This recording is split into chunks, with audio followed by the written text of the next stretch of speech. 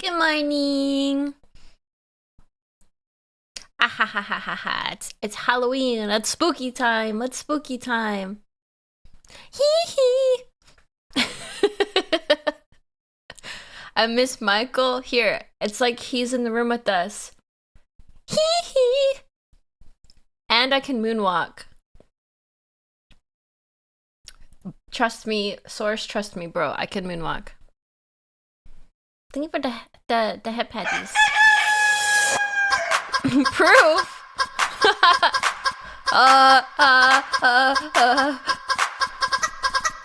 Chicken dance.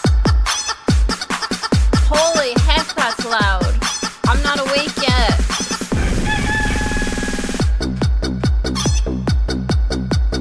Pam, pam, pam, pam, pam, pam, pam. Hello, good morning. Hello, hello, hello. I am so sleepy today. Jeez Louise.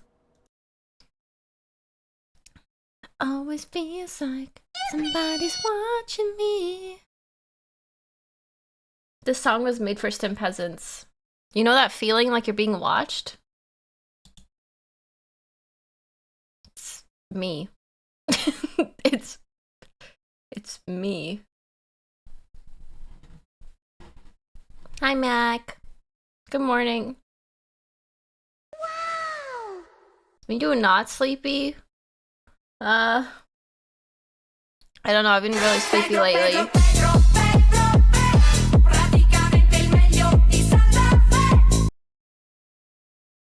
Hi, Stim. How are you today? How is Doggo?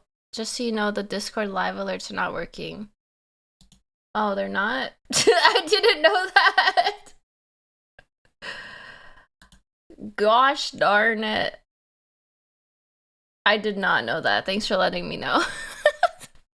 I feel like I'm held together with duct tape right now. Stim, why are you watching me a Baron? I've done nothing wrong. Because I am a very protective ruler. Gotta make sure all the Barons are safe, you know. Hey Nick. Mwah. Bonjour. It snowed in Alberta recently. Snow means hibernation time for Canadians. Have you built your igloo yet? There's no snow here yet, where I am. But it is coming. I can feel it on the winds.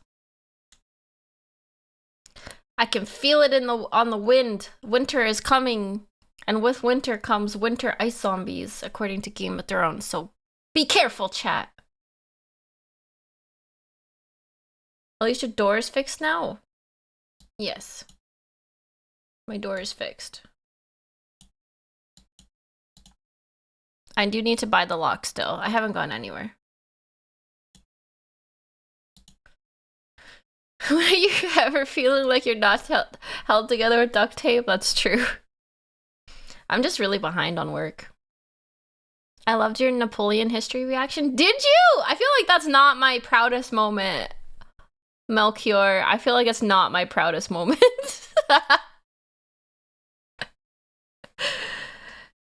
Winter means 8 seasons of buildup and then a disappointing payoff. True. It's true, it's true, it's true. We're gonna watch Oversimplified Punic Wars today. At least the first one. Can you tell us what your proudest moment is then? What is my proudest moment? Hi Stim, first time watching you live. Found you with your 40k Bricky reaction video. Oh my god, hi Blake! Welcome to the stream. Thank you for coming over to Twitch. If you already knew everything about Napoleon, it wouldn't be interesting. I disagree! Because I like watching experts react to things, actually. But I'm unfortunately not an expert in anything, so I can't do that. I can't do that angle. I can't run that. I'm not an expert in anything.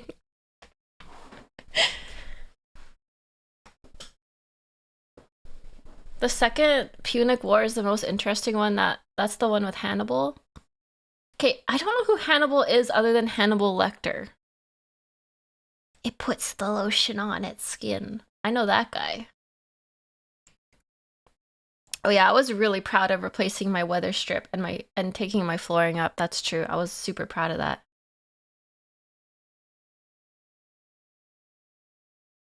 React to a video about environmental regulatory compliance of an oil derrick. No one would want to see that. Dittersdorf. I could be like, yep, that's not up to code. Nope. Looks like they're fudging the numbers again. Yep. Looks pretty bad to me. That's it. That's all I do. Not up to code. Nope. Gonna write a ticket. Hi, Timothy. Hi, Nim Nim. Experts reacting to experts always be like, actually, okay, I watched this. I really got into Epic the Musical when I watched it.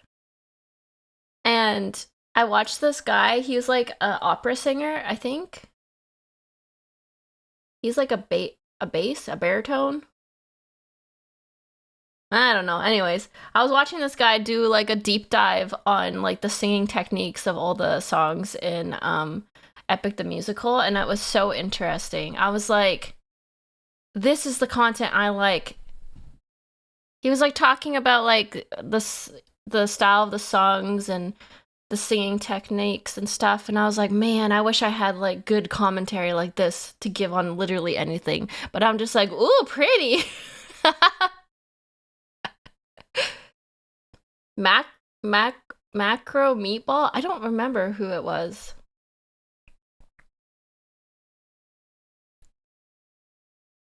I feel like I'm a good learner, though. I think that's my strength, chat. I'm a good learner. I feel like I retain information pretty well. I like learning. I'm a very curious person. I'm like the definition of curiosity got the cat. Na na na na na na na na na.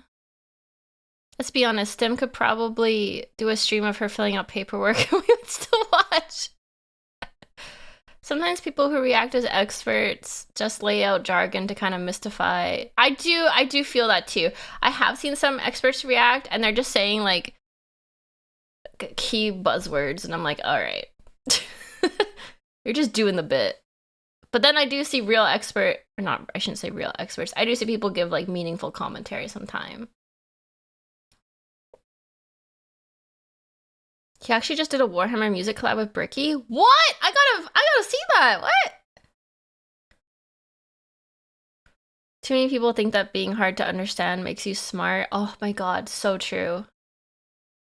I agree with the saying, being a true expert in your field is being able to explain something at a beginner level.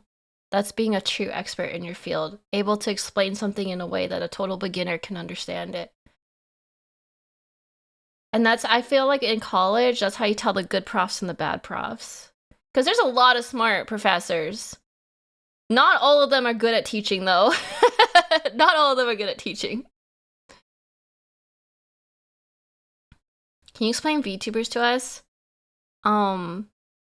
Cute, entertaining, mentally unwell anime women.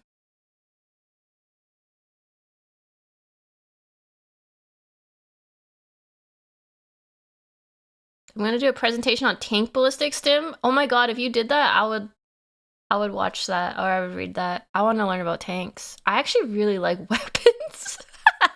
That's such a weird thing to say, but I love weapons. A very unexpected crossover. Now explain to someone who's 80 and doesn't know what Twitch is. Well, I never said I was an expert on VTubers.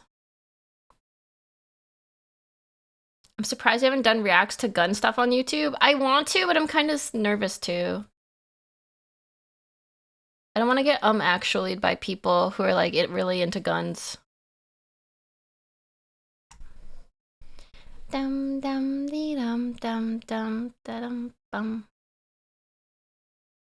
Don't you manage VTubers? I do. That should make me an expert. That's true. That's true. Gun stuff is iffy, to be honest. I really like medieval weapons. I want to play a gladiator game where I just like fight with different weapons. I love swords and shields and flails and maces and whips and axes and daggers, pikes, halberds. I love all of them. GunTuber reactions, you have to be really careful to avoid the ones that go into politics. True. This is not a political place here. I like to keep all that stuff out of my stream because I just want to have fun and not talk about stuff that I see plastered all over the internet all the time.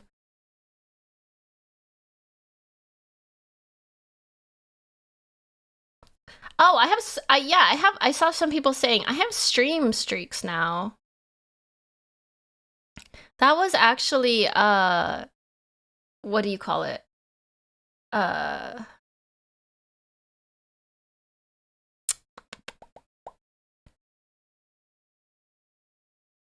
What's it called when they just roll it out to some people? I never had access to it. They just randomly gave it to me now.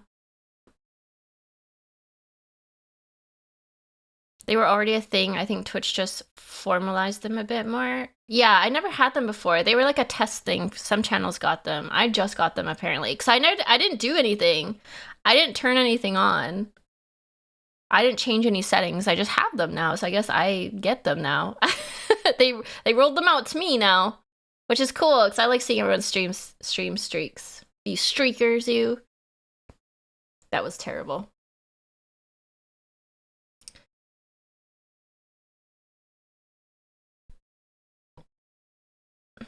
Disturby, I don't want to go to work. I just want to watch Stim. I concur with this.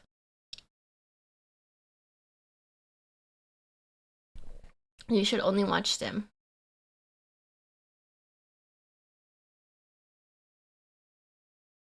Stim confiscated all the peasants' weapons because she just liked how they looked. True. I think weapons look cool.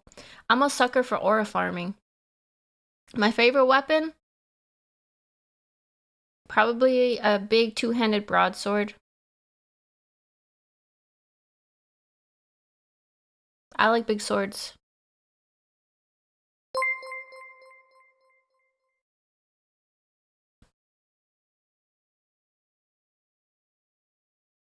Or I'm quitting my job and adding the reason I must watch Stim Pack on Twitch Pack. On Twitch Pack? On Twitch Pack. Stream streaks is just another way for Stim to watch us. Make sure we show up. You make me sound yandere when you say it like that. Can't go wrong with a nice curvy saber. I just like a big sword. I like a big sword.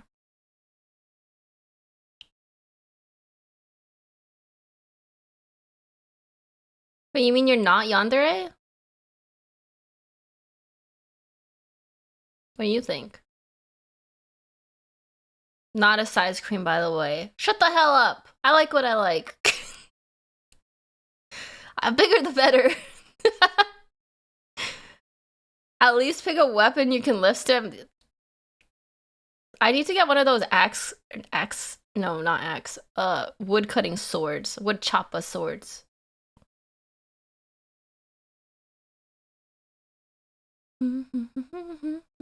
Big swords are terrible to use though. I know.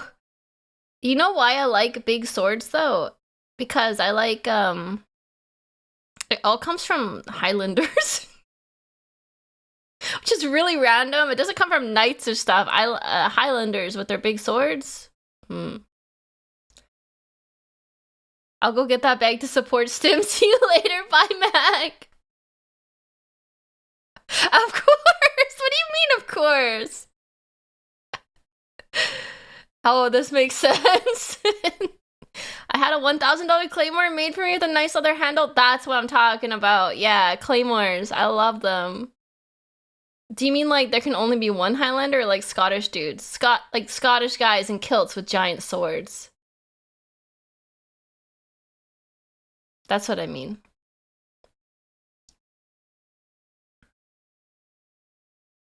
This is Halloween. Technically, a broadsword in the modern categorization is a one-handed cut and thrust sword with a basket hilt.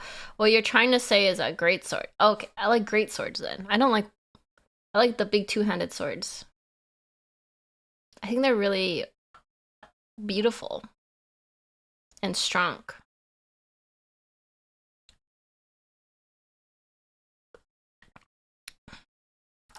She couldn't do a single push-up last time. I know. That's true.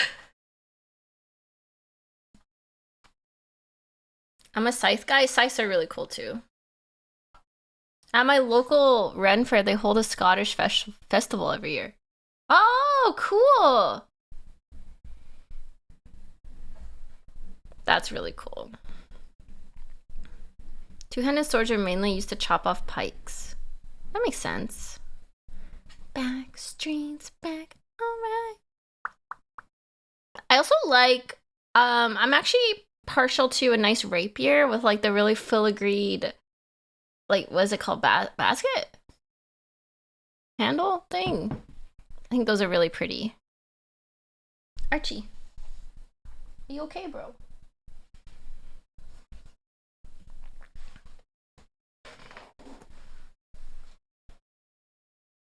A rapier is much more your style. It makes more sense for me to have a rapier. They're very pretty.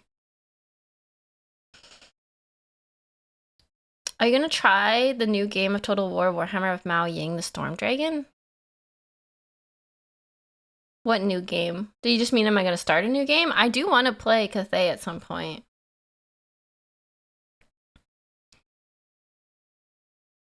I have also come to appreciate the versatility of the spear. I don't like spears. I don't like anything like too big. Like not big, like tall. I feel like I would just spear myself. Here, Jitterbone. Mwah. I am gonna do the new DLC, but I'm probably gonna play the Slanesh cult. Halberds are cool.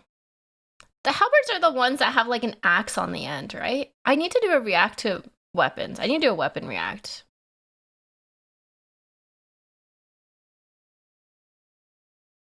I think too tall, but you like Zweihanders. It's different because it's also thick. Like I feel like spears can just be like broken in half. And like I just okay, my image of a spear is like a wooden shaft with like a little pointy thing on the end. Meh. Eh. I'm sure they're fancier than that though. I'm sure they can be fancier than that, but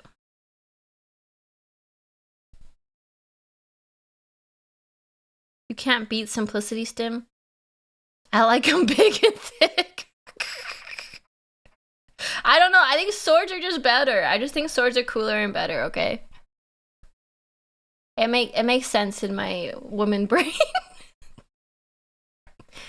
Well, you're a dragon. Why do you need a weapon? Because weapons look cool. Archie, are you okay? Sorry, my dog's home from the vet now, and he's still sick.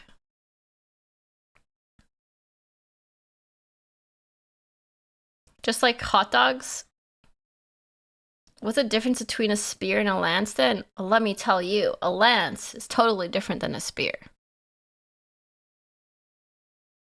A lance is what knights use on horses. Go on. And it's like thicker, I think. I don't know. Longer? I don't know.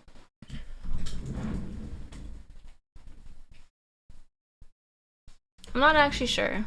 Is this a history lesson? No, this isn't the history lesson, but I am giving some good tips right now.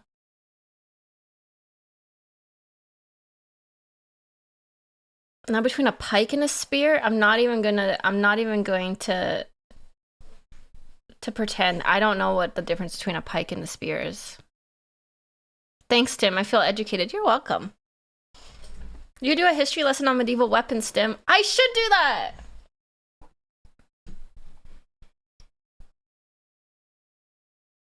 Pike, spear, lance, glaive. I maintain that a pike is a subclass of spear. Speaking of history, Max Miller. I know! I saw that. I wanted to watch it, but it's not cool to react to things as soon as they drop, so I'm waiting. But I did want to watch that. Maybe next week. What's the difference between a catapult and a trebuchet?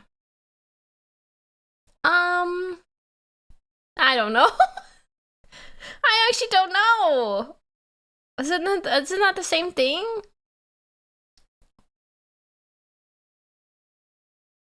Torsion versus counterweight? What is torsion? I thought they both had counterweights. They don't?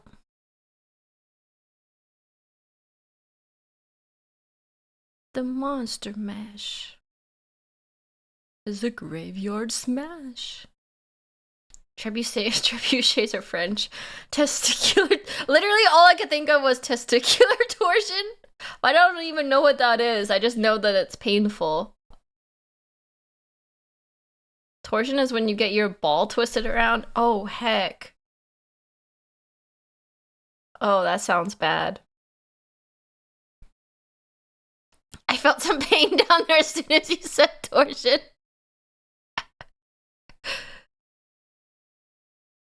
Catapults lobbed rocks using the force of coiled rope to throw it. Trebuchets use a counterweight to throw a larger stone. Oh! Oh! I didn't know that! Wait, so they like wrapped the rope around it and pulled it to make it go? I actually did not know that.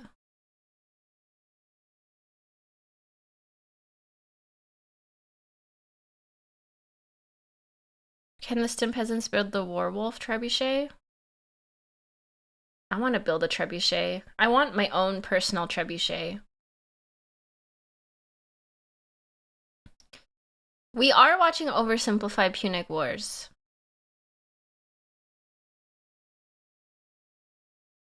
Looping a rubber band, but yeah. The best siege weapon is the giant fuck off Ottoman cannons they loaded with boulders. What? I don't know about those. That's amazing. What? How can they shoot boulders? Bam, bam, bam, bam, bam, bam, bam, bam. She's a kinky girl.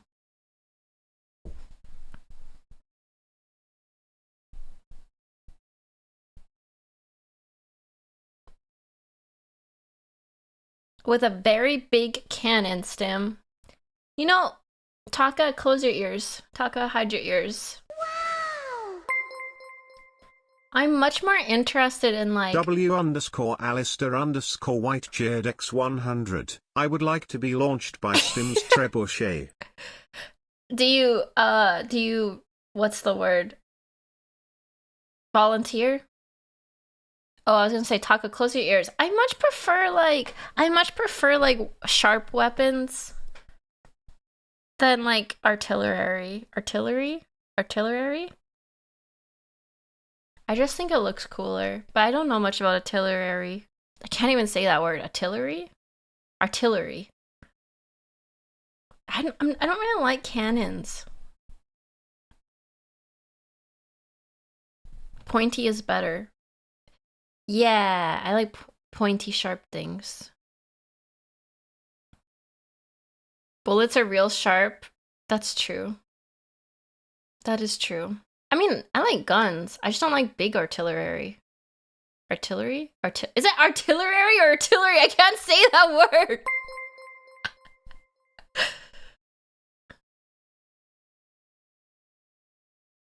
There's sharp artillery too.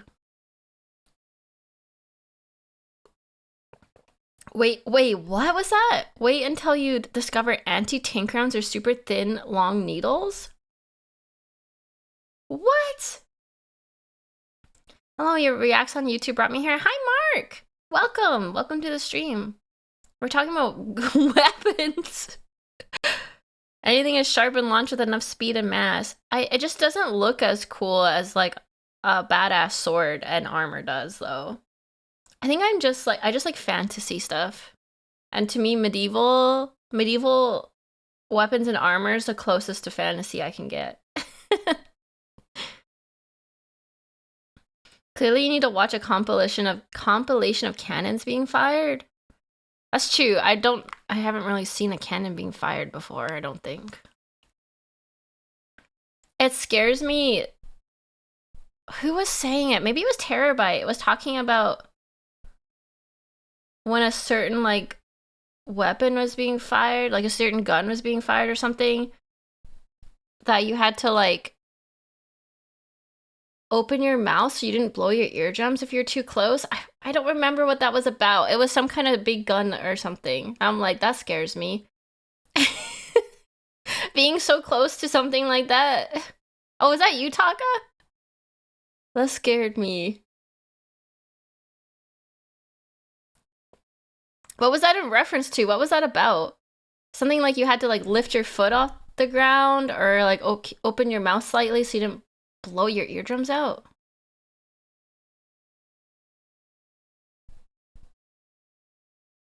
I remember a science video discussing what sharpness means, and they go pretty in depth trying to find a definition of sharpness. I should link it to the React channel. Oh, that's interesting. I love artillery and would build total war armies out of nothing but artillery if it was remotely viable.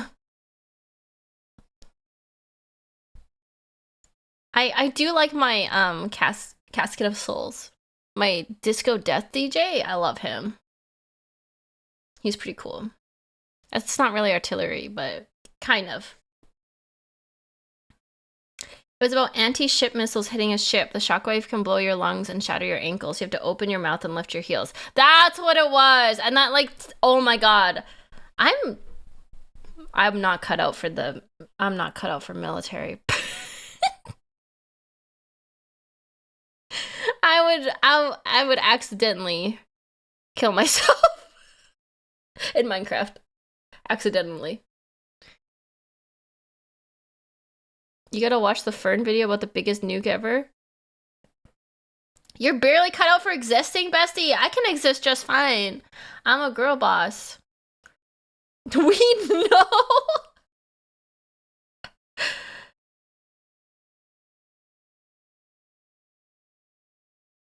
Prince with the steel chair. Prince. Hello, police. I witnessed a murder. I'm existing just fine. I'm still alive. I'm healthy. I'm working. I'm paying my bills. I'm drinking my microwave coffee.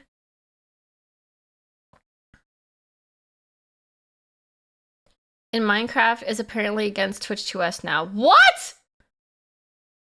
Why does Twitch hate us? Why can't I just like be a girl? Why does Twitch hate me?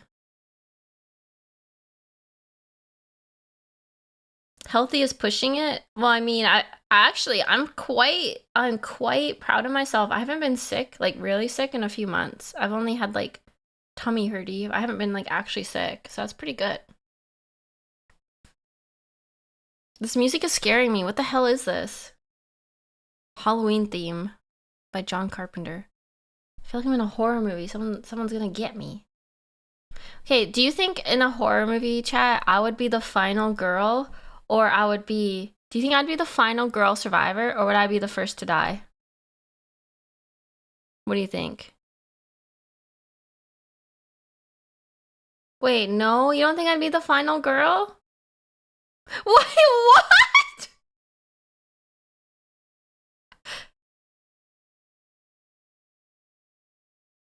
No way! Are you serious? I'd be the killer. Yeah, that's true. I'd be the surprise killer. I'd be the twist.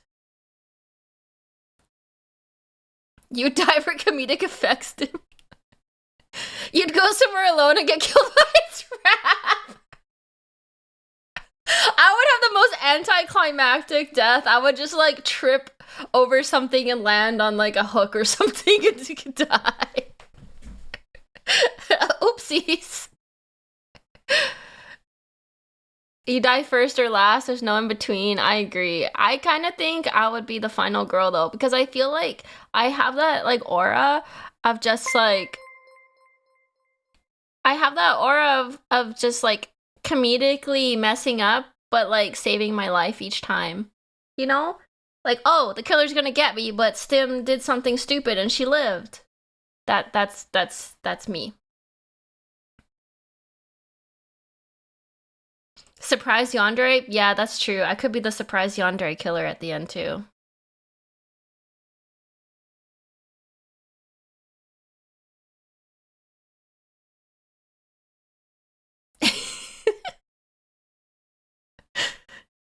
I thought you'd live because you wouldn't want to investigate spooky events. Oh, actually, Jolo, I surprised myself. I was in this situation last night. I 100% investigate scary noises. And I was thinking about it last night. Yeah, okay, last night. It was really weird.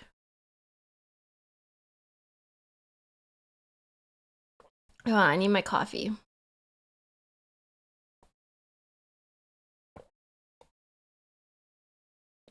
Okay, last night. Hi, Stim. I don't believe it with your fight or flight instincts. What do you mean by that? Last night at like, I don't know, like 10 p.m., 10 or 11 p.m., I heard like what I thought was gunshots. It was like, pew, pew, pew, pew, pew. And I was like, oh my God. Oh my God. I gotta go see what that is. And well, actually at first I was like, you know what? That's weird. Maybe it's like a car backfiring or something. But also it was like dark and raining and it was like 11 p.m. at night. So it was weird. So I just ignored it. And then it happened again. And you know what I did? It sounded close by too. I went outside with the flashlight that my dad had given me and I investigated. Oh my God, gunshots. Let me run towards them. Surely I can be of assistance. And actually it was just some kids putting fireworks off. Which was really weird because it was raining out. I don't know how you can do fireworks in the rain, but yeah, that's what it was. Oh my God, thank you for the tier 1 Captain Fluffy Bastard. So I would investigate if something happened. There's no way I can just sit there and like wonder what it is. I have to find it. I have to find out. I was kind of scared that like there was gonna be like a robber outside. For some reason, my mind was like, oh my God, my whole town is dead. My whole town is dead. I'm the only survivor. Hi, Stim. I don't know why that's what my brain thought.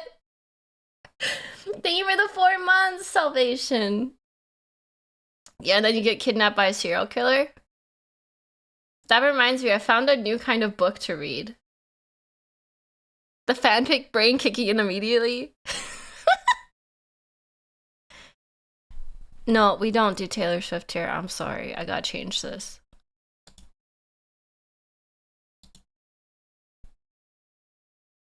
There we go. That's better.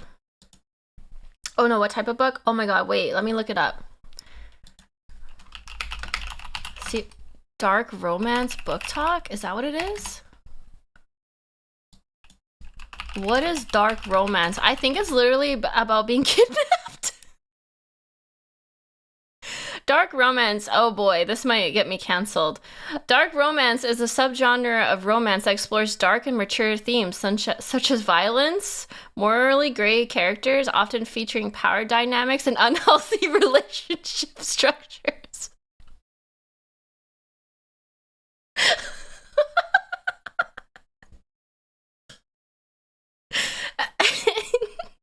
Despite the grim subject matter, these stories usually have happy ever after or happy for now endings, serving as a form of catharsis for the reader.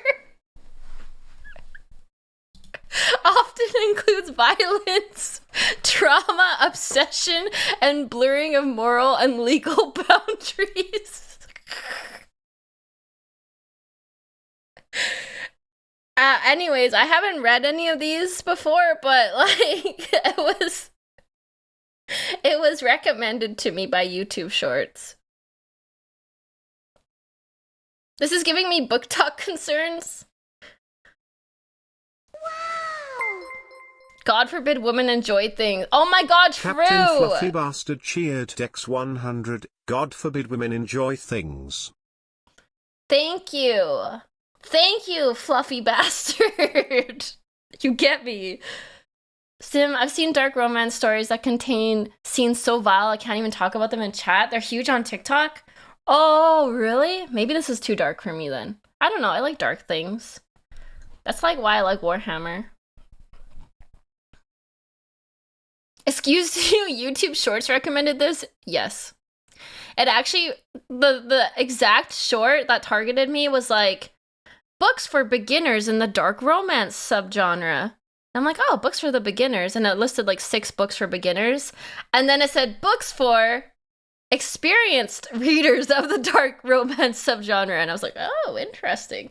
And then the comments were like, but what if you're extra experienced? What if you've read all these and you're extra experienced? And I was like, oh lord, there's more. Oh lord, there's more.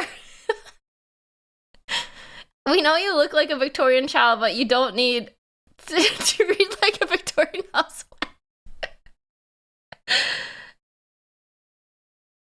I won't judge you, Stim. I may have bought some games on Steam that might put me on a watch list. What do you mean, Joel Talk? In the grim future of dark romance, there's only Stim. I might read one just to see what it's like. And I'll report back.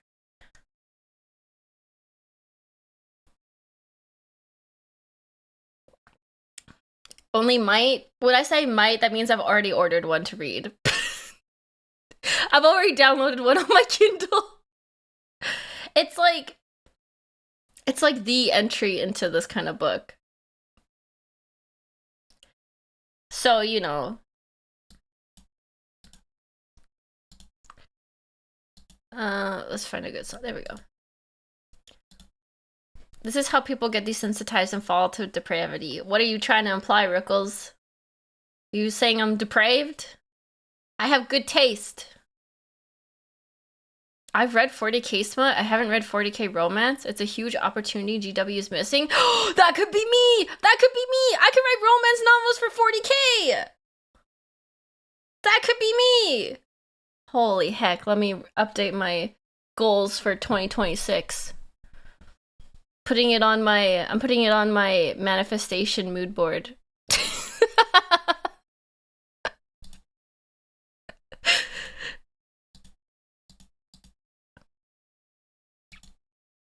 In the goon dark of the future. In the goon dark future is diabolical. Hi, Dabbod. As for real, as someone who enjoys dark romance themes, there's really nothing morally wrong with it. You can indulge in a little fantasy as a treat. Yeah, I don't think there's anything wrong with it if you're reading it in a book. I volunteer to proofread. Excellent. You know what I was kind of thinking we should do, actually? Because there's a few, like, creative types. Actually, there's a lot of creative types in the StimDem. I kind of thought it would be fun to start a writing circle for people to... The only thing is, like, it would take a lot of mod upkeep so that people are nice and not, like, rude. I actually works as an editor and proofreader. What, Alistair? Warhammer writing or just in general? Just in general. Talk more work for the mods to moderate the writing circle. I think it would be cool. I was part of a writing group in college, and it was so helpful. I'm working as we speak. Oh, that's so cool. I write short stories and would be super, super, super up for a writer circle. It would be so nice. I was part of one in college, and I felt like it really helped me write more, having feedback and people to talk about ideas and brainstorm with. Like peer-reviewed writing circles, they're so nice when you have a good one. What did you write in that circle? You're not even. I can't even tell you. I can't. I will be made fun of relentlessly. I can't talk about it. I didn't even think of it until you asked me. Is it worse than Wolf RP?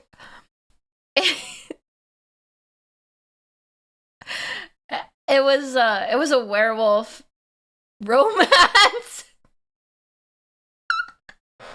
It was a werewolf romance story.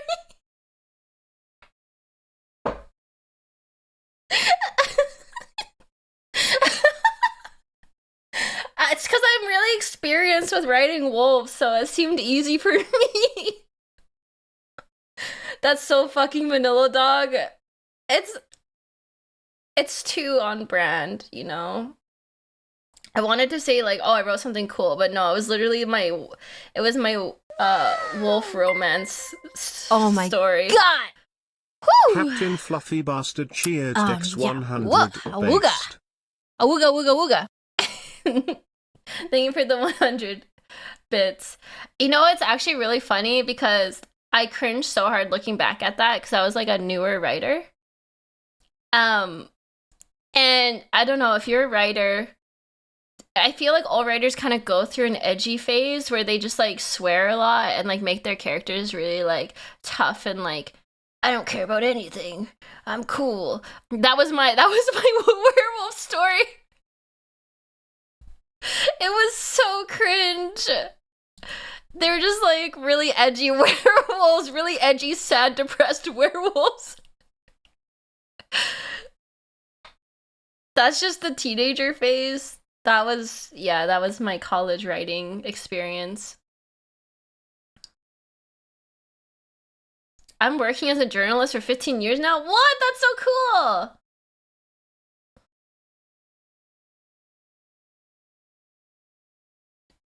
You wrote Swearwolves? I did.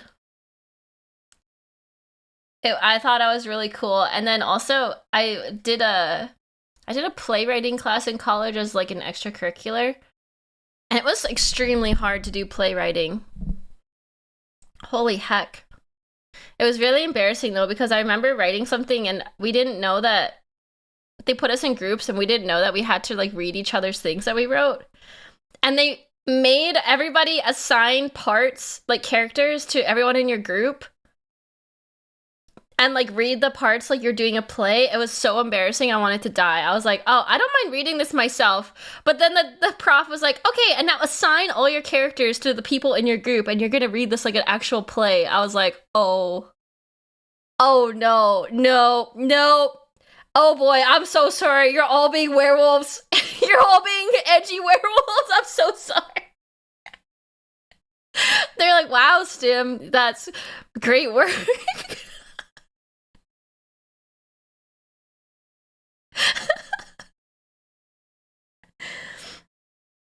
Oh man, that was so embarrassing. They never looked at me the same after that.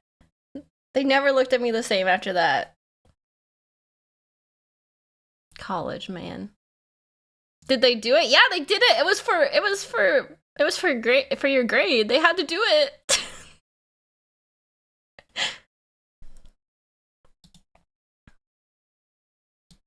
It was really fucking funny actually, thinking back on it. Okay, Stim, that's enough. Good job. Here, hot guy in class, you had to be the romantic lead. I guess I'll read for the main character he's obsessed with. Oh, I guess I'll just play female lead and you'll just play male lead. What a coincidence. What a coincidence. You're obsessed with me. Oh my god. Ew.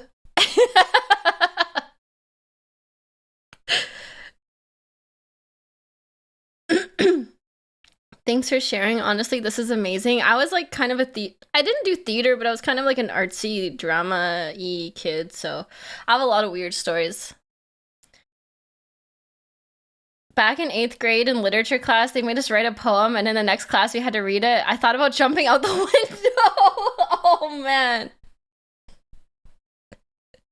Yes, the part is required for your shirt to be off? You have to get in character. You have to rip your shirt off. I don't make the rules, okay? That's just like, that's just how the scene is. Wow.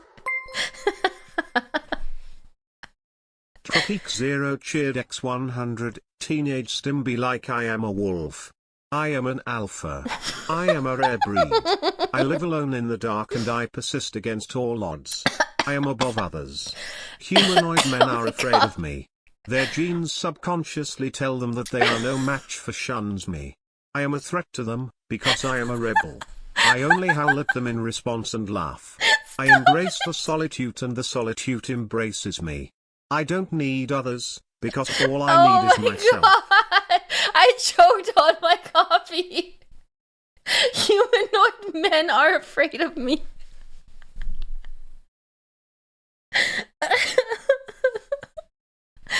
I opened Twitch right at the specific thing. I'm so sorry. I'm so sorry. I don't even have an explanation for this.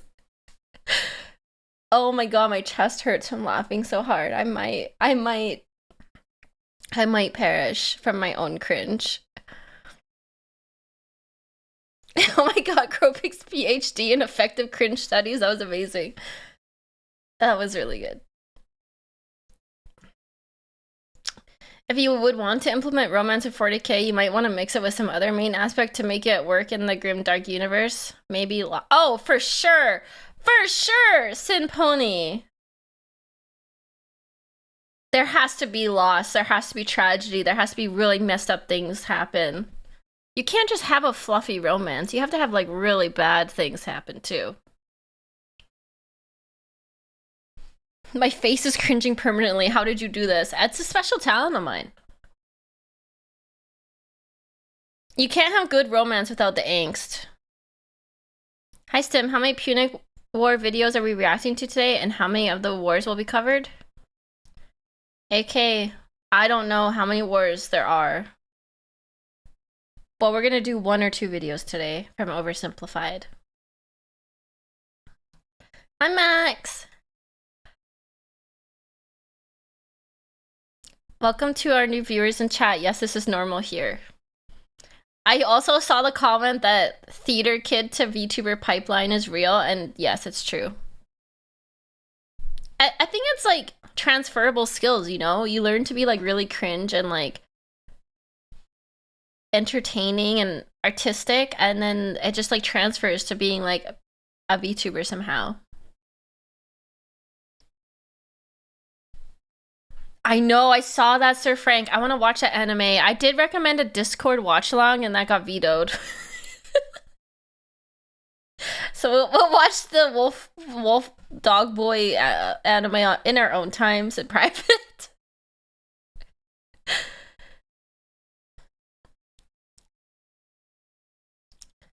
Not vetoed? Who vetoed it? I mean, a lot of people suggested that we should not watch that in the Discord.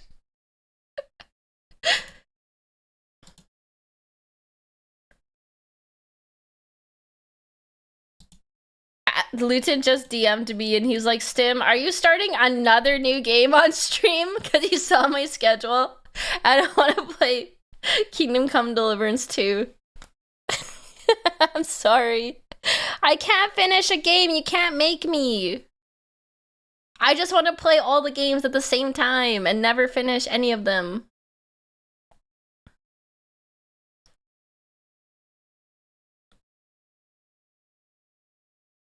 I feel like you would love Ancient Magus Bride. It's a hot Wendigo man. Wait, what? What is he? What? Wendigos are scary though.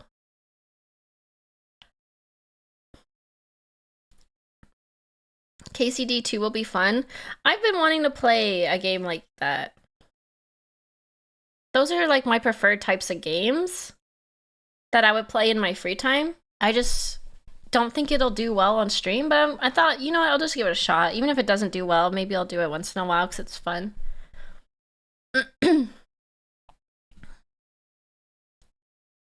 This Wendigo was made for the girlies. That's amazing. Wait, let me look him up.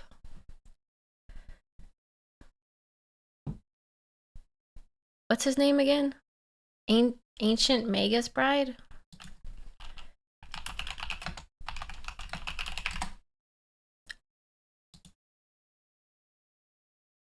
Oh. Interesting.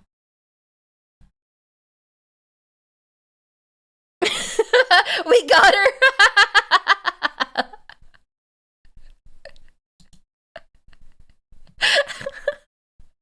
I didn't think it could be done, but they did it. They did it. They did it somehow. They made the Wendigo for the girlies. How? Like, how? I don't understand how the character designer cooked with this one. I mean, the art, I think it's just because he's tall. It might just be because he's tall and brooding.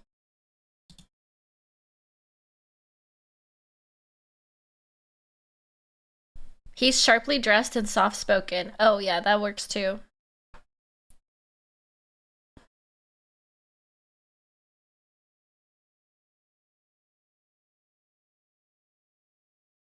Wait, let me show you guys a picture. My streams are kind of weird for all you new people. I'm sorry. Kind of weird.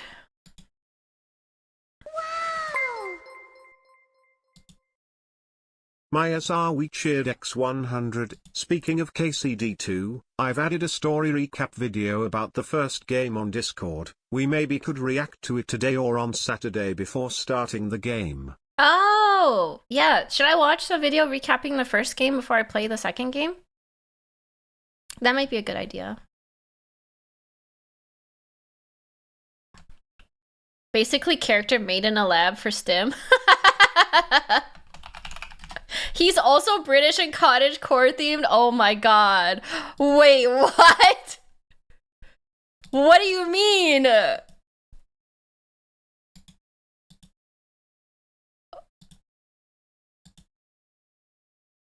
Why are these all stupid web? I don't want a web page. I want to save this as a PNG.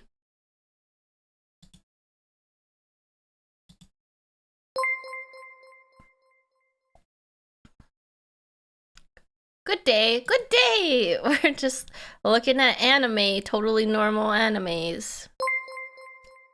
KCD2 picks up right where the first game left off. Okay, maybe we will watch that then. I hate WebP. I hate it. Whoever designed that, worst mistake ever.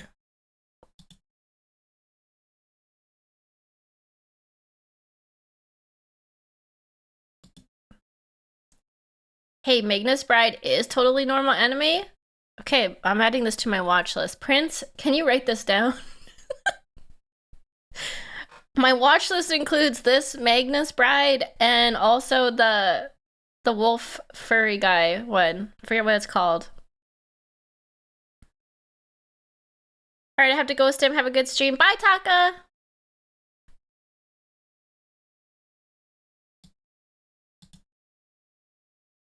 My poor DMs. Wait, does this work if I open it? Hold on. Oh, it does. Okay, look. This is who I'm talking about, by the way. This is the Wendigo. Right? Right?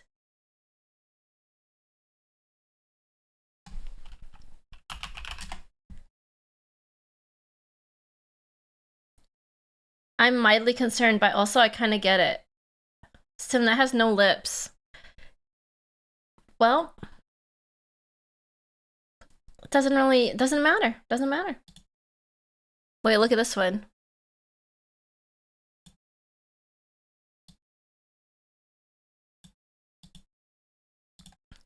You don't have to be that afraid. Right? Yep. Yep. Yep. Thank you, Saber, for the watch streak.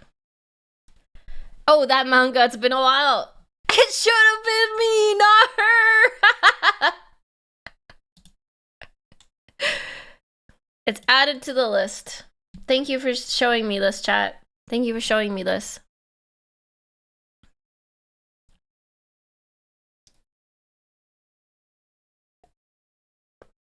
So basically they get married and everyone wants the main character, but she's married? Oh no! Sounds amazing. I have heard about legitimately good things about that manga. I'm excited. It's so in your lane that I'm surprised you had it. Okay, I don't really watch much anime or read manga much. Like, unless it's like all over Twitter, then I probably haven't heard of it. Self-insert. It's literally a self-insert. You have that entire series, really? Oh wait, this is old. This review was posted in 2016. It's that old?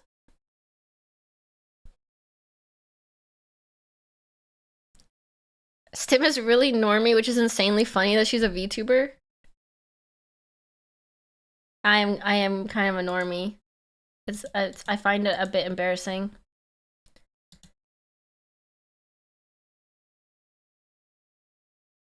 Claiming the title of most normie VTuber? I mean, I don't know, but I kind of am a normie. How a person becomes an anime girl on the internet while being this sheltered will never cease to dazzle me.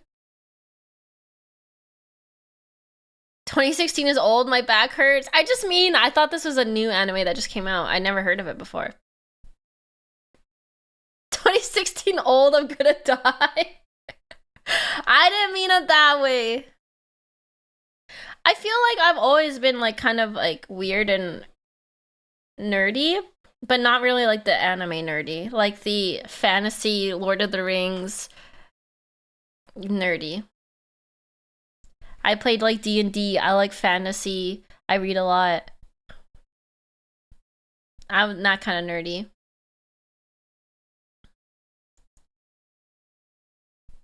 Do you usually watch subs or dubs for the anime? It depends. It's like I'll watch subs if I have time to like actually sit down and watch it. Otherwise, I'll just watch the dub version because usually if I am watching anime or something, I have it on like while I'm doing something else. So I don't really want to have to read subtitles. So it depends. The difference between those things is like a molecule wide.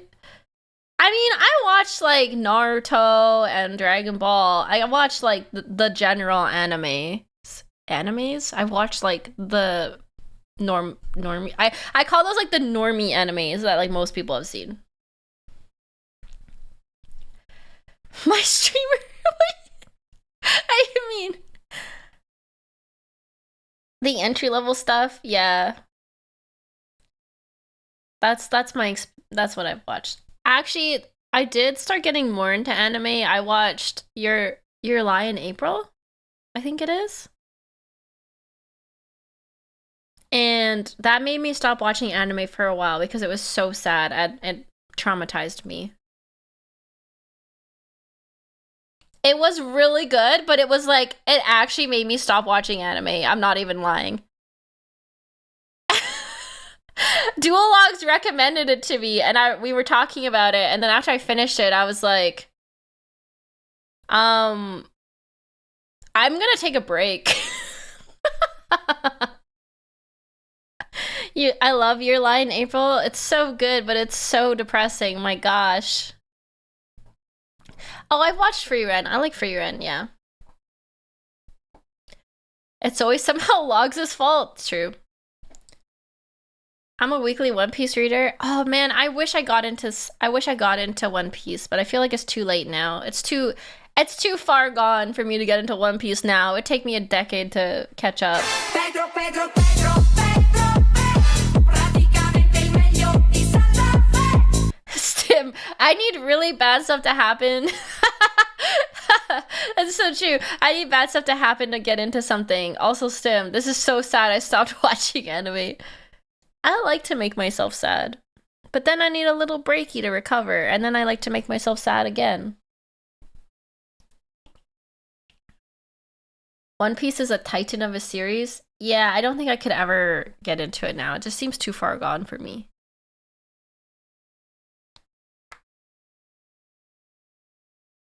Being behind means never getting left on a cliffhanger. That's true. That's just me with taxes. Chicken nuts.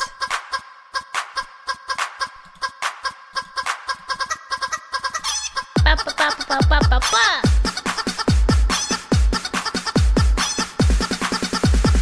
Cock-a-doodle-doo.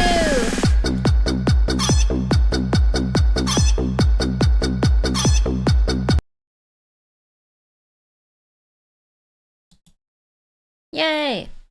Wow, I've been yapping for like an hour now. I haven't drank my coffee yet.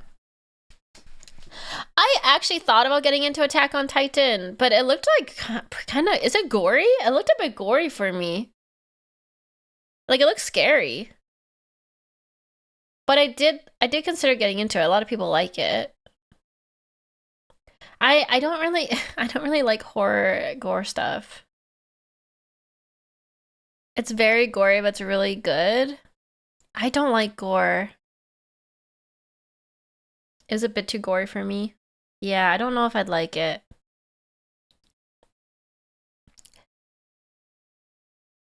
The gore was a huge turn off initially.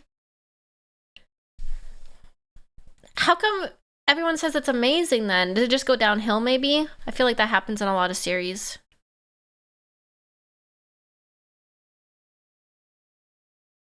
I fell off halfway through. That's pretty common. I like existential horror. That's more my style. I like existential dread and like cosmic horror and horror of the unknown, but I don't like straight up gore.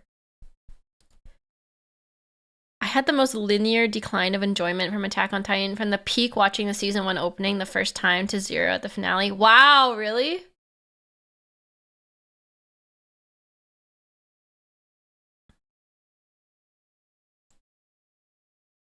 They wanted to make it something big but exaggerated a lot.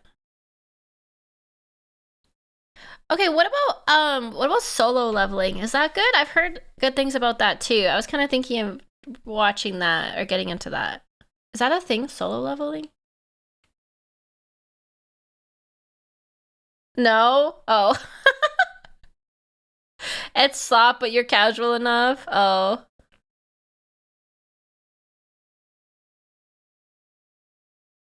It's heavily overrated.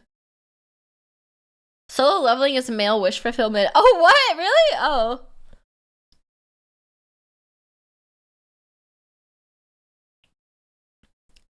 I mean, okay, I don't have like the best taste, to be fair. I'm kind of like someone who likes everything, so I would probably like it knowing me. Like, I like Jujutsu Kaisen, which I feel like is controversial now, but I liked it. So, like, I pretty much like anything. It's literally just an anime made from my gamer skills.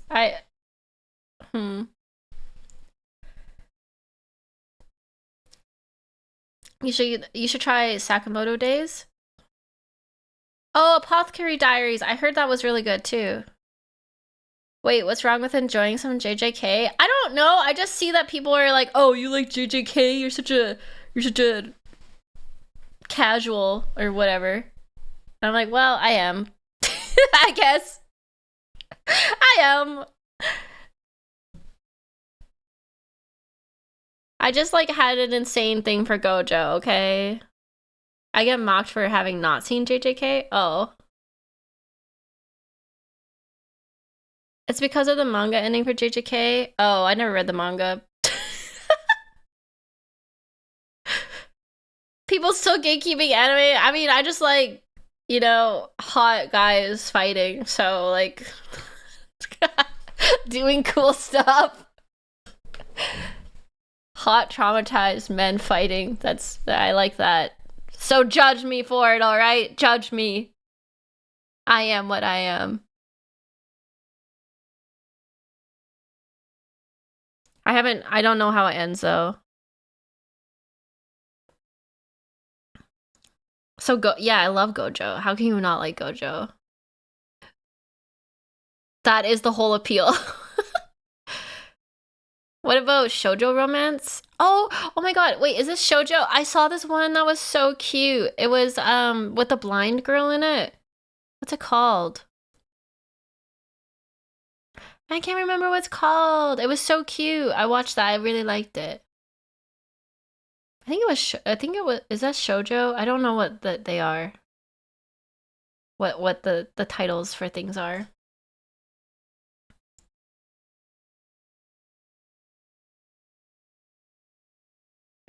White-haired MCs are reserved for the girlies. True.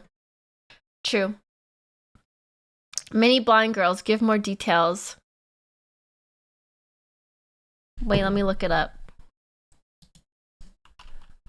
Or wait, was she deaf or was she blind? No, she was deaf. She was deaf. She wasn't blind! I can't remember. I can't remember now. Do. A sign of affection. A sign of affection. It was a sign of affection.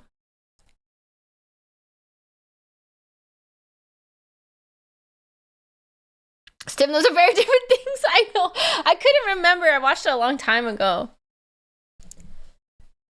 Actually, it was like last year. It was very cute. I haven't. No, it wasn't a silent voice. I just looked that up. It's not that one. It's called A Sign of Affection, and it's very cute.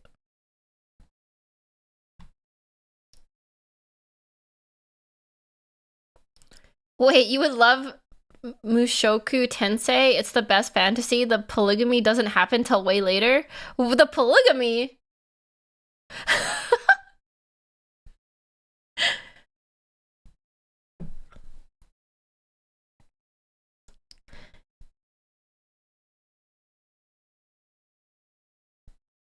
My favorite is Cardcaptor Sakura. It's the cutest romance I watched. Oh my god, that reminds me. I like Sailor Moon. I mean, I feel like every girl likes Sailor Moon, but I like Sailor Moon. I should rewatch it. It's just good. No waiting. It's just good. It's still good. Everyone should like Sailor Moon. Yeah. Which is your favorite Ghibli movie? It's like, okay, my favorite Ghibli movie makes a lot of sense.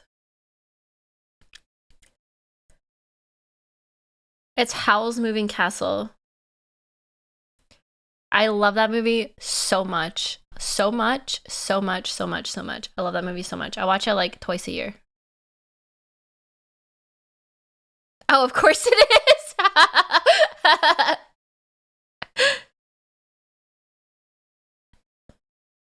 I like the little fire guy. Calcifer, he's so cute. It's not the one with giant Totoro. No, it's Howl. How can you not like Howl? I love him so much.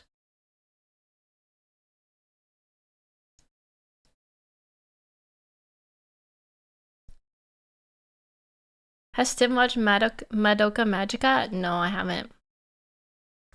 Fighting evil by moonlight. Man, I love Sailor Moon. How's the best Ghibli movie? Hi, Tina! I know, Howl is so hot, right? I just want to save him. I can change him. I can save him. Also, I like it when he turns into a bird and she hugs him. It's so cute. I'm like, yes, romance. Monster romance.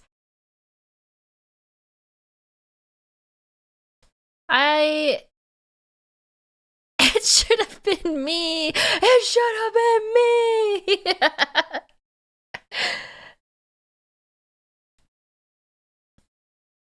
Oh, I watched Dungeon Meshi. I really liked it. I haven't finished it, but I have watched a few. I've watched quite a bit of Dungeon Meshi, actually.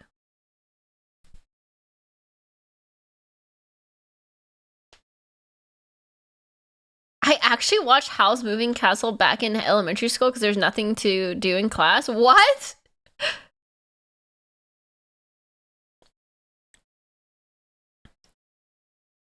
I like the guy from Dungeon Meshi. There's like this artist on Twitter who does so much artwork of him and makes him like bigger.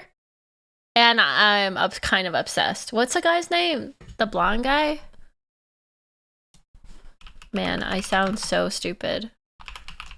Oh, yeah.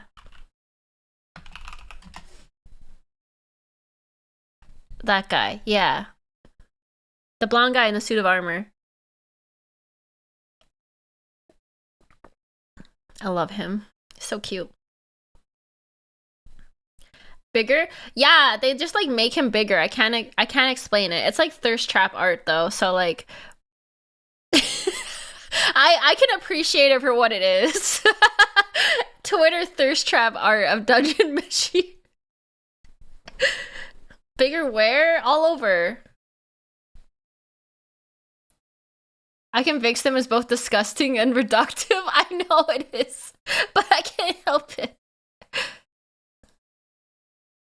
They make him with a big belly and huge arms, shoulders. Yeah, they often draw him without a shirt on and give him like a belly and big shoulders and arms, and it's like, I appreciate it. I appreciate your artistic craft.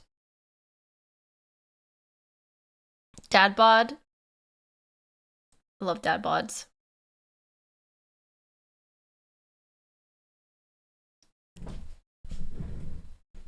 And I have so many animes to watch now.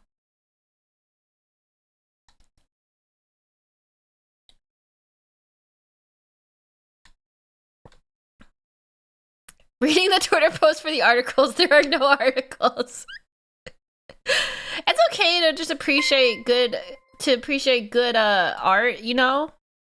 I appreciate their artistic abilities. Thank you for the raid, Old Wolf Logan. Welcome, welcome. Welcome to the stream. My name is Stimpack. I'm a dragon princess. I hope that you had a good stream. Senshi is the best character in Dungeon Meshi because there's nothing hotter than a man who can cook. Is Senshi the dwarf guy?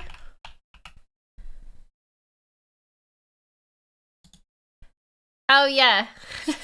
Yeah. He's cool.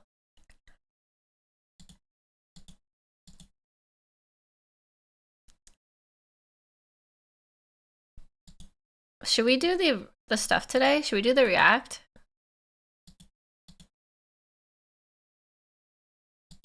It's been an hour and a half yapping.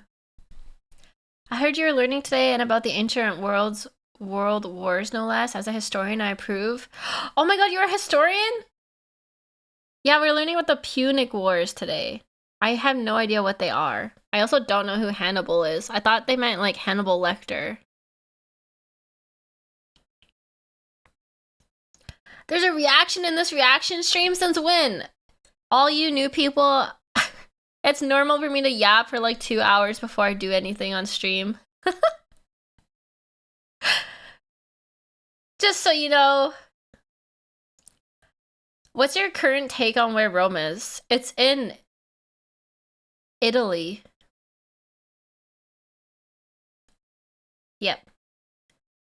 And the Vatican City is in Rome, I think.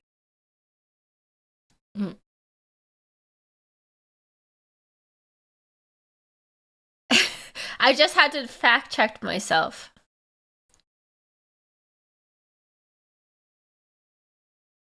Better than yesterday already. I did learn about Rome in school sometimes. Name 5 Roman emperors. Oh, that's hard. I don't know 5. I know Julius Caesar.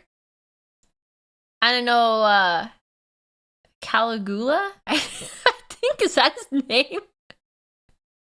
The crazy one. Wait, Caesar wasn't an emperor? Dang. Caligula that's one of them, right? Caligula? Oh, Nero's the crazy one. Nero's the crazy one. I was thinking of Nero, the one that burnt Rome down. Thank you for the head patties. Caligula. Oh, Caligula. Caligula? I know Caligula and Nero. Is Marcus Aurelius an emperor, or was he a philosopher? Or was he both?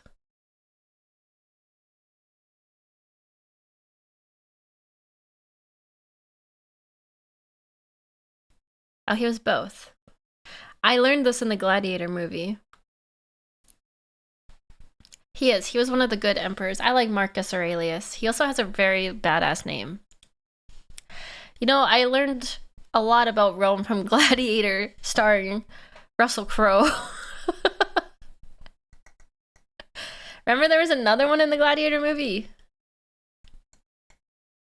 The one, oh, the bad guy. The one that killed his father? Commodus.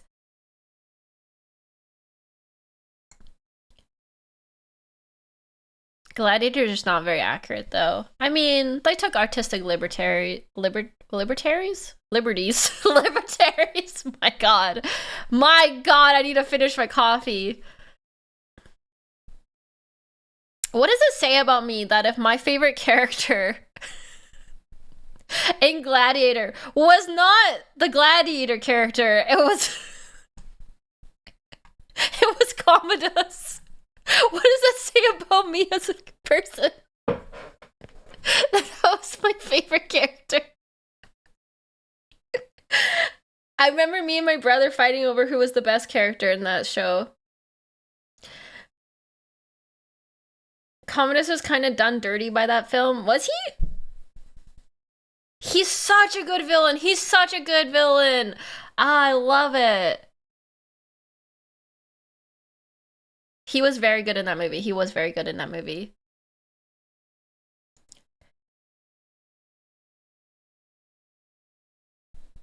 Artistic liberties is very charitable when talking about Gladiator. Pretty much all made up. Can we do a Gladiator watch along in the Discord? That's such a good movie. I just want to see gladiators fighting. Is there any other Gladiator movies that have gladiators fighting?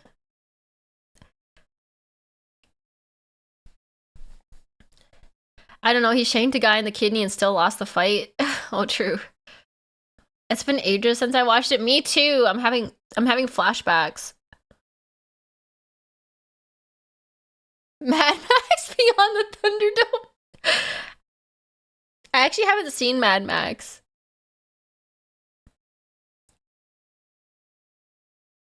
Oh, I've seen 300. 300 is like less, well, I guess it is Gladiator kind of. It's more like Sparta, and then they just like fight and do a lot of slow motion fight scenes. There is a lot of abs in that movie though.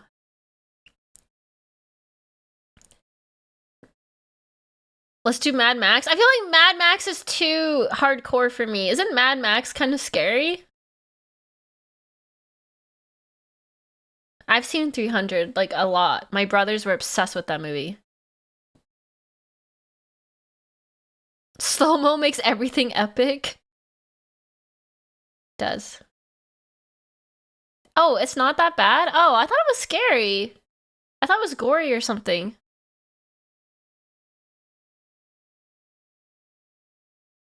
Maybe 80s scary? Well, to be fair, I've never watched Alien either because I was too scared to. So if it's on the same level as Alien, it might be scary for me.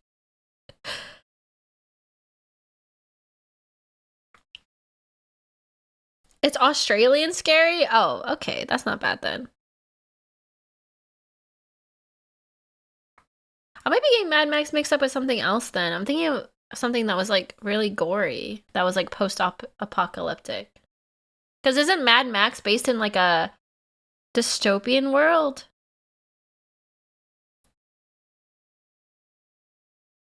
Old Mad Max is nothing like Fury Road that everyone knows. It's barely related.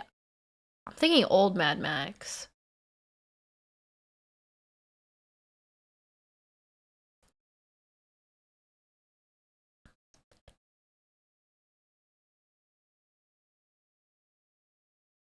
It's not like extra gory for the shock. Okay.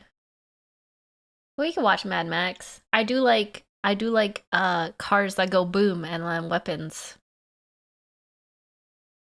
Mad Max is based on an average day in Australia. That is so funny. What? Okay, that's true. Warhammer Earth before the Emperor showed up. That's exactly what I was thinking when I was watching Luton's videos about the Emperor Mankind series.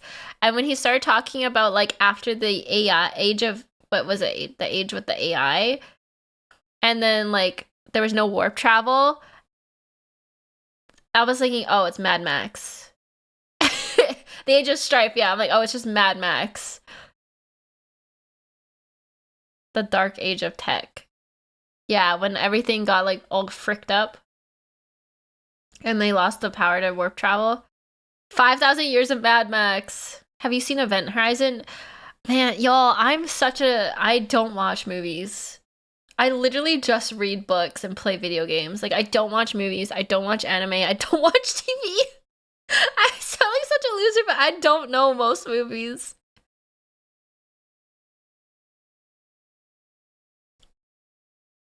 She's just a girl. My brothers were saying we should watch the movie with like it's really old and it's like space guys shooting bugs. Because I was talking to them about Warhammer and about like Space Marines 2 fighting Tyranids. And there's this movie, what's it called? Hold on, let me look it up. I want to say something Troopers. Is it Starship Troopers? Oh yeah. They said I should watch Starship Troopers because it sounds like Warhammer. Is it funny or is it scary?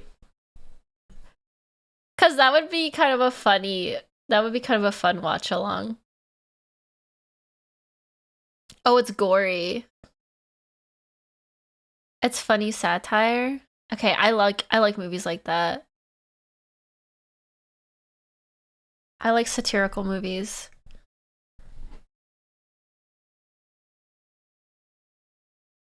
Some minor stuff can be disturbing. I can handle minor disturbing things if it's in satire. Actually, I can just handle disturbing things. A dude got their brain sucked out. Oh, like in Baldur's Gate. It's such a weird movie. I like weird movies. I really like weird like 80s, 90s movies. I mean, I haven't watched a lot of them, but the ones I have watched are funny. I've never seen RoboCop.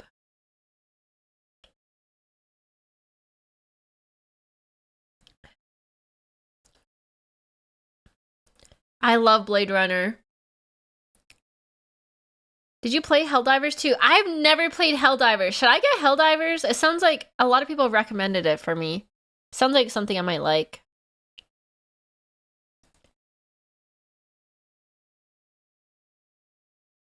OG Blade Runner. I like old movies, honestly. There's something about old movies that are just like, I don't know. They're just better. There's like more personality in them or something.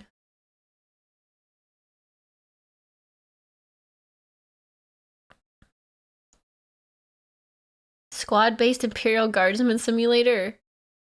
That's what Helldivers is?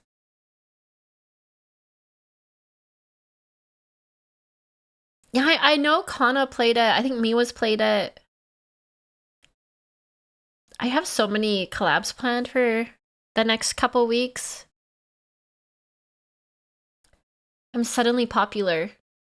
And I never collab, so I'm like, my schedule next week is gonna be crazy. More director freedom. I hate how like the new trend right now is to just remake every movie with like a bigger budget and more like special effects. It always comes out worse. Like, why? Why don't we just come up with new movies? Like, why are we remaking everything? No one wants this. I don't think anyone wants this. Like, It's soulless slop. It literally is soulless slop. Yeah, it's like, wow, we have the technology now. Let's just do this and make money and not put any effort into it. It's cheaper to remake. Oh, that's true. Dune was good.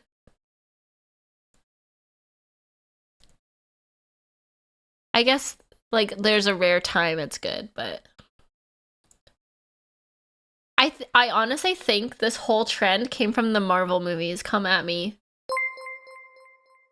I think this all started when they when they made the Marvel movies. And then everyone saw them like get popular. Now everyone's remaking everything. Lutin shared X100, I hear that, but also, Netflix will make just about anything, and a lot of it's still garbage. So what's up with that, y'all? Okay, well, you know, I can't even say anything because I'm a sucker for those Netflix movies that are like really low budget, like romance for every holiday. I'm such a sucker for that. It's like, wow, this lady from her office job moved back to her hometown and she has to work with the small town Alistair farmer. _white cheered X100. Since you like law stuff, I highly recommend the Zero Escape trilogy. I was on an unhealthy gifting streak of this masterpiece like 3 months ago when it was on discount. Oh, I've never heard of that, Alistair. Like Hallmark movies? Yeah, I'm so sorry. I love them.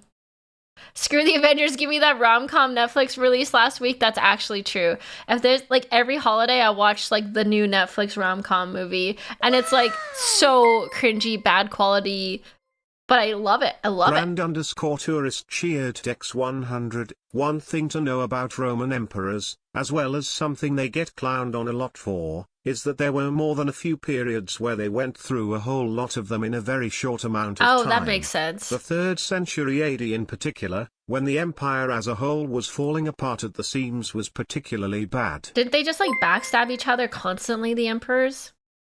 Or have their kids backstab each other? Okay, why I like Hallmark movies though, it's because I know exactly what's going to happen. It's like so comforting. It's like, you know, usually like two opposite people meet. One's like from a small town, one's from the big city. They have totally different lives, but they have to work together and then they fall in love. And then something shocking happens and they break up. And then it's actually a misunderstanding. And then they live happily ever after and get married. X100, maybe low budget women's romance schlock is the free cash meta? Should we all be making cringe romance crap with amateur actors instead of crypto and dropshipping? It is. Low budget women's romance. I mean, we love that shit.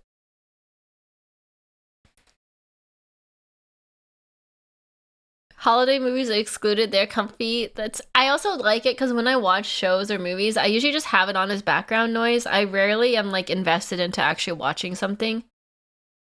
I'll like have it on while I'm like, I don't know, doing something else, like stuff around the house or like crafting or something. So I'm very rarely like actually invested in what I'm watching. So that's why I kind of like predictable stuff like that for background noise.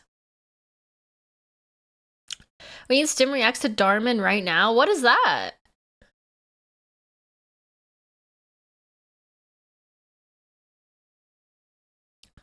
Lucian, where are your few hour-long Warhammer smut videos?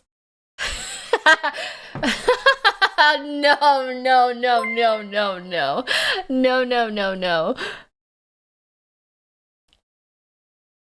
She doesn't know what it is? I don't know what Darman is.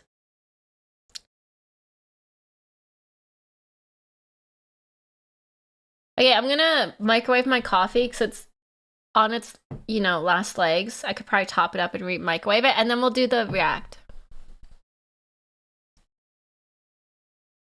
I mean, time for history reacts? Yeah, we're doing Punic Wars.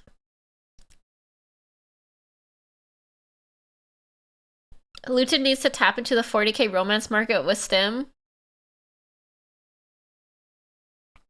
I could start a whole new meta, the Warhammer romance smut meta. I gotta stop. I gotta stop. I gotta stop. You can't stop me! I'm single-handedly ruining it, Warhammer. That reminds me, I have to write more in my fanfic.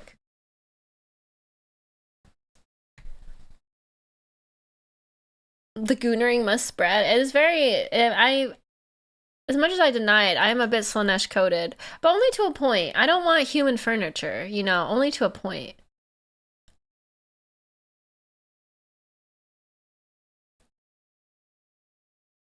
I do need to do more fanfic, but it was getting too spicy. I found you from your history videos on YouTube, the oversimplified ones. Well, welcome to the stream. It's a little weird. I wish I could say this is not normal, but this is pretty average, an average stim stream. We talk about weird things. No shame, no shaming. No shaming. Went to go hit the pink hair toggle to bug Stim about her Slaanesh coding. It's not there. Oh yeah, I don't think the pink hair works with my new hair. Oh wait, did I show you my long hair though? Wait. Is this it? Oh no, that's feeding a cookie. I have to set up the toggles for the new... I haven't really shown you my new hair. I showed you like at my outfit debut, but I haven't worn it yet. Isn't it cute?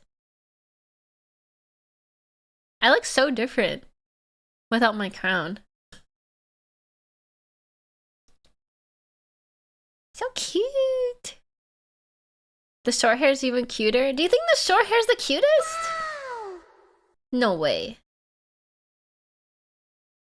I like my long hair.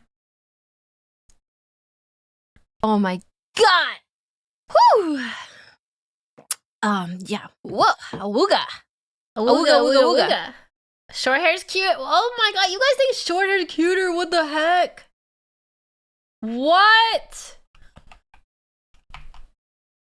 Oh, wait, what was the toggle for this? Oh, here we go. I don't remember. How do I turn that on?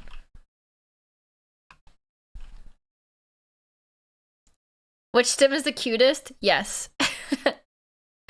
Here, Miyazawa. Mwah. There's the short hair.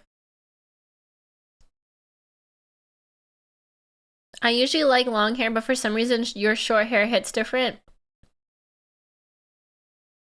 Hee hee. I'm getting used to it. I don't technically love I don't usually like short hair, but I think it is cute. It looks cute with the glasses. Asking which hair is cuter is like asking if water is wet. Low tide twin tails better than high tide twin tails. Agree.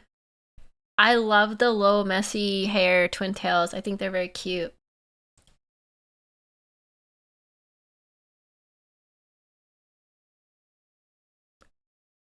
Look how big my tail is.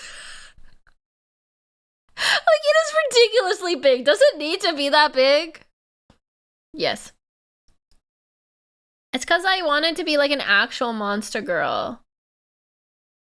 I didn't want just like cat ears. I wanted to be like an actual monster girl. I wanted a huge honking tail. I wanted it to be thick.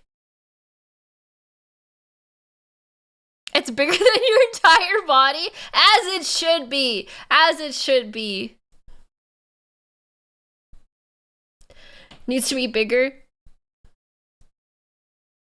This is gonna be interesting when I show this to a 3D modeler. Like, how are they gonna figure that out? How are they gonna do that? How are they gonna do this in 3D? I really don't know. All the love for the stim peasants is stored in the tail. True. I want it to squeak. Stim trying to fly is like Baby Bird when the physics just don't add up. That would be a very cute animation. Me trying to fly, but my honking thick-ass tail's holding me down.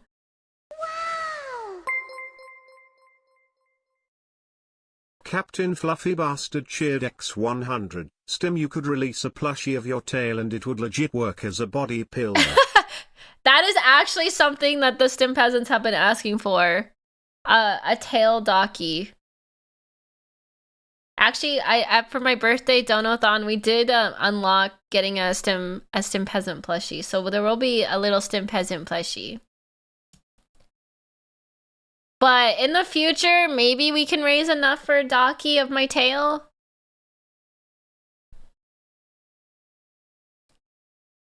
You could do the tail pillow, but then there is a tiny stem on the just at the top. Tail attaches at a small point, becomes full width really fast, and then tapers down is how I would do it. Yeah, that's what I'm thinking too.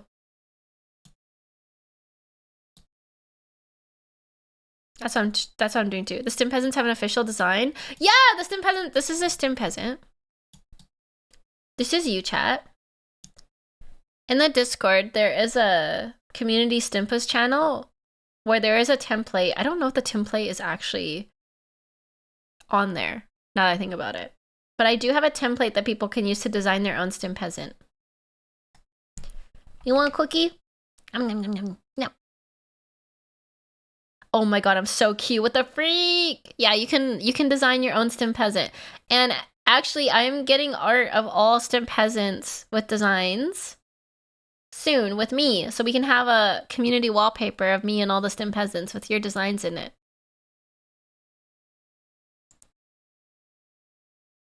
Hey Stim, I hope you're doing well today. Hi Saber, I am. Okay, I really need to go warm up my coffee so we can start reacting. I'm talking too much.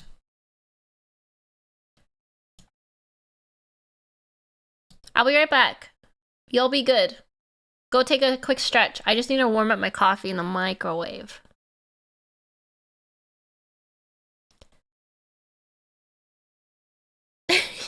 I yap too much. I got too much to talk about.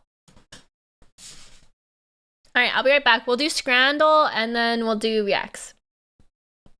I said we would play CLOVERPIT today, but probably not because I talk too much. And I want to watch videos together today. So I'll be right back.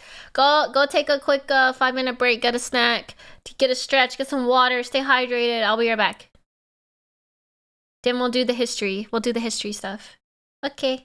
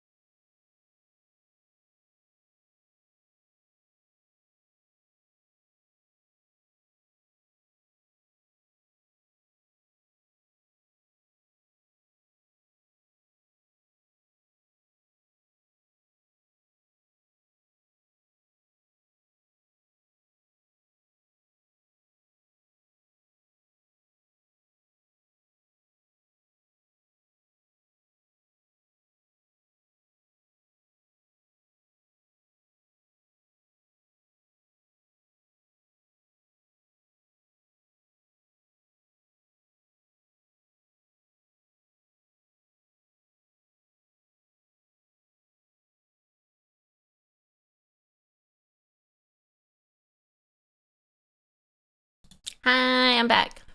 I got a snacky. I love pepperoni sticks. Oh my god. Pepperoni sticks are so good. It's like the best snack. It's like top S tier snack.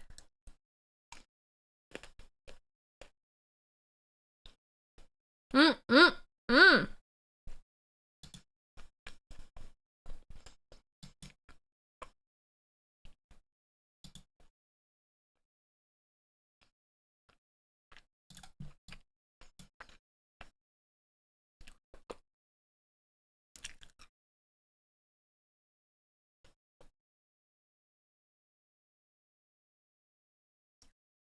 Pin the Google Drive for the Stimpas in the channel. Thank you, Brent.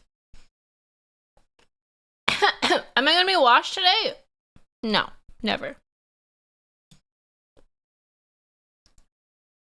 Last time. Okay, what did we get last time? Was it? It was bad. It was like 6 out of 10, wasn't it? I gotta redeem myself. We gotta go 8 out of 10 today. We gotta go 8 out of 10 today. At least. At least.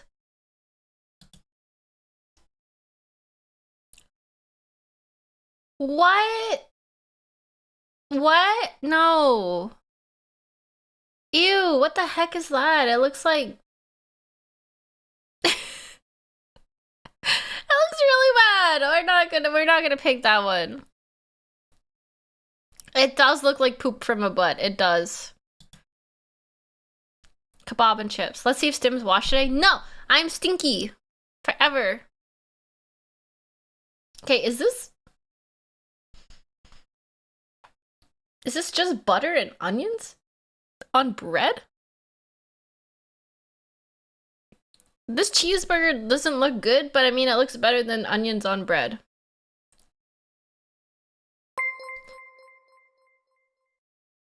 Bidet burger? Ew! You can make the onion bread as Hungarian as you want. It still looks gross. Okay, we're gonna go with the cheese slice on the burger. It's better than onion bread. You're fucking kidding me. I hate this game. What do you mean? What? Scrandle! I hate this game! Why you like this?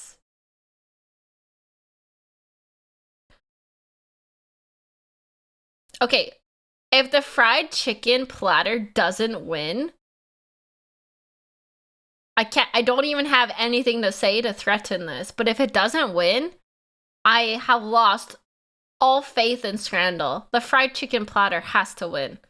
I don't care that it's 26 pounds. It looks so good, it has to win. I want 2 of those platters. The apple crumble looks good. It looks okay, but the fried chicken. Please, please, please, please, please, please, please, please, please. Oh my god, yay. Yay! Yay! We have some taste! Okay. Hooper special. Battered sausage. Oh wait, deep fried sausage in a batter? What the heck? Chips and curry sauce. Or the rib man. 1 rib meat roll with hot sauce or barbecue sauce. Ooh, the rib man. The rib man. The rib man. It has to be the rib man.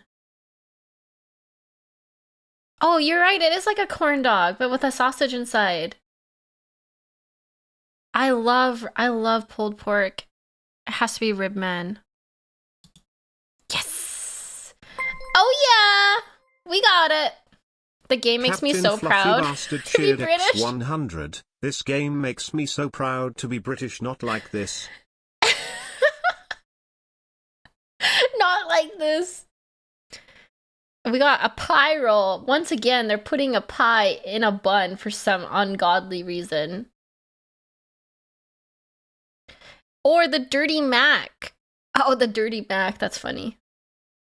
Mac. I wish you were here, Mac. Curry, goat, and crispy onions. Ew, that looks gross. The pie roll has no price data. I'm gonna go with the pie. you could always just like take it out of the bun, right? Dirty Mac looks like black mold in a bathroom. It's not that bad. I don't really get it, you know? Like, I don't really get it. Like, why? I'm gonna take the pie in a bun. What? That many people want a Dirty Mac? What? Why is this so cursed today? What the? Unidentified scran. Scotch egg. Unidentified scran is just half-eaten KFC. That's just leftovers. 8/10 is still in this. We can still do it, chat. We can still do 8 out of 10. I don't like goat meat, though. That's why I didn't pick the Dirty Mac. They're literally out to get me. They're literally doing this because they personally want me to lose. I'm gonna do the Scotch egg. I've heard Scotch eggs are good. I've never had one, but it's like meat.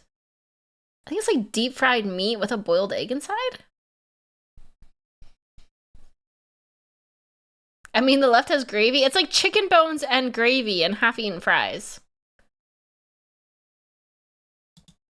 Yay! 8/10, still in the sights.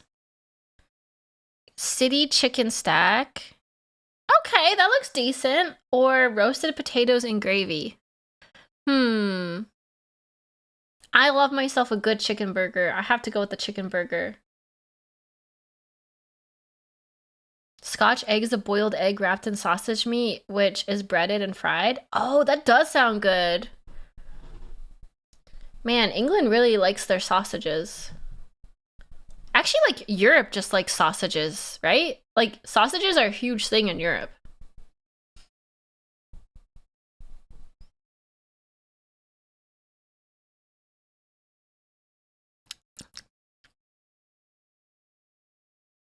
It's a heckin' sausage fest. Chicken. Yay! Chicken teriyaki bowl. Ooh, that looks good. Or pie, mash, and gravy. Ooh, okay, both of these look good. Oh my god, that chicken teriyaki bowl is 15 pounds. American prices are insane. That's crazy. 15 pounds for that? There's no peas with the pie? That is a plus. That is a plus. I hate peas. Please, UK, stop putting gravy in a cardboard container. I don't like peas. I think they're disgusting. I would eat either of these. I think I would probably take the chicken teriyaki though. But like, that's really expensive. But at the same time, we found out from our last time playing Scrandle that people really don't care about the price. Everybody's rich that plays this game. So we're gonna do chicken teriyaki. Yay! By the way, you can change the currency on Scrandle to make more sense. Wait, you can? Oh, I didn't know that. Oh my god, no. The sausage roll has the paper stuck to it.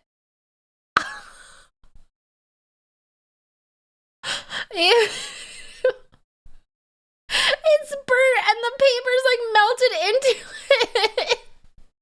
That is so gross. That is disgusting. Like, the pizza and beer for 18 pounds is horrific, but this is worse. This is actually worse. If you can afford a stadium ticket, you can afford the food there. I could afford it, but do I want to pay it still? No. That looks like plastic and not paper. It is like melted weirdly, but this literally looks like... Oh, you're right. It does look like a plastic. Oh my god, did they microwave this with the plastic on and it got stuck and melted into it? Is that what's happening here? We heard you like microplastics, so we put more plastics in your plastic.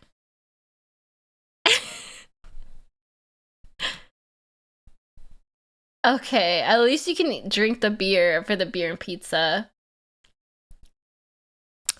Ooh, a bratwurst with a beer? That looks kind of fire. I love a good sausage. Or Korean. Oh, I love Korean chicken too, though. This is a tough one. I like both of these things. I want to say beer, though, because beer usually wins. Like, there's usually a beer upper hand. You'd go for the Korean barbecue chicken? I don't know. There's like an alcohol bonus that usually if there's alcohol involved, it'll win.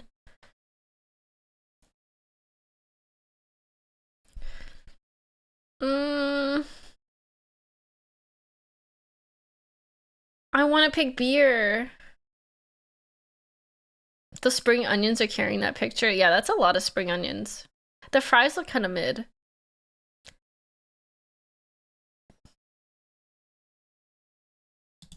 No!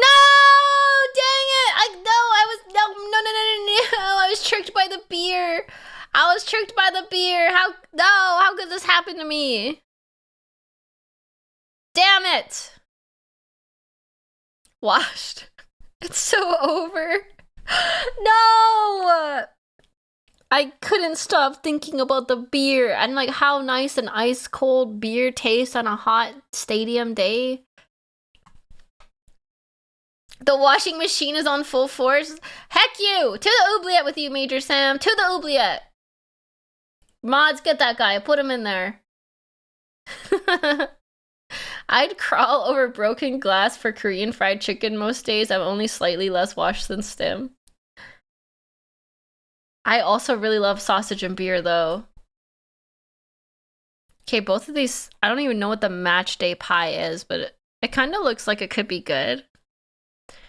Sausage roll and chips is not appealing to me at all. Is this like a deconstructed pie in a container?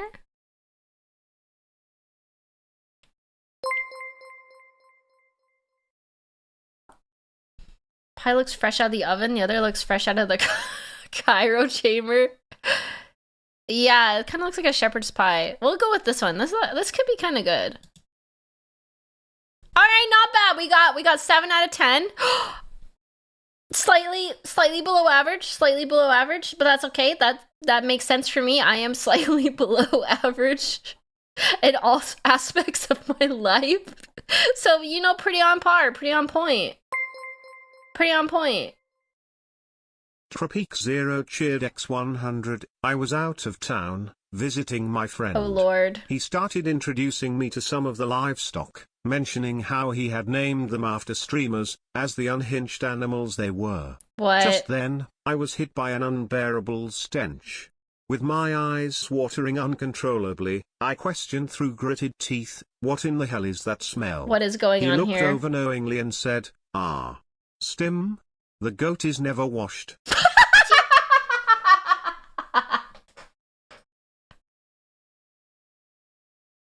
Major Sam, thank you so much for the 5 gifted. Thank you.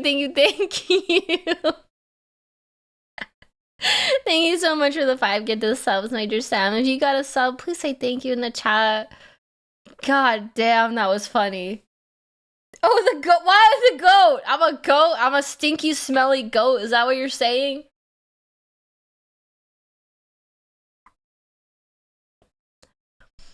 You're lucky I'm such a kind and benevolent ruler.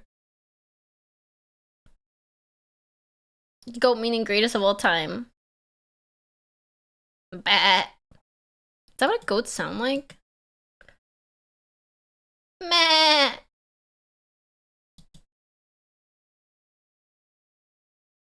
Close enough. All right, hold on. Let me do this. Thank you for the sub, Awaken Sound. Thank you for the prime. Yum, yum, yum, yum, yum. I love primes. I love him. Sounds more sheep than goat. I don't even know what a goat sounds like. I know that they scream. Please keep up the history reacts. They are fun. Oh, I'm glad you guys are liking my history stuff. Oh my god, wait, that reminds me. I feel like I started a new meta. The history meta. You remember a long time ago I watched my first oversimplified video about Napoleon? There's so many people reacting to history now. Did you notice that? That was me. That was all me. That's all I'm saying. It was because yeah, I'm claiming that one. I'm claiming that one. A long time ago.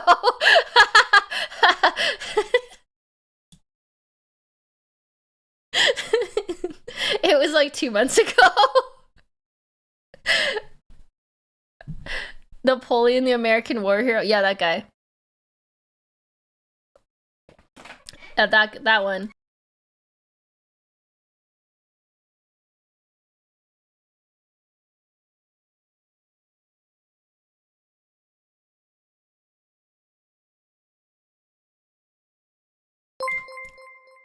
You call yourself a farm goat and you don't know what sound. Okay, I've never had a goat before. My father's against goats. He says that they're annoying and they eat everything and we will never have goats. So I don't even know what a goat sounds like other than like the screaming when they go, ah! I don't know what like cute goats sound like though.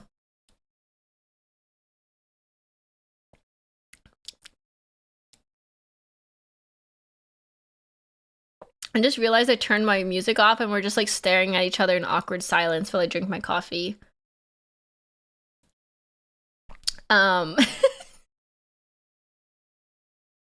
I unnerving you yet? Do you feel unnerved?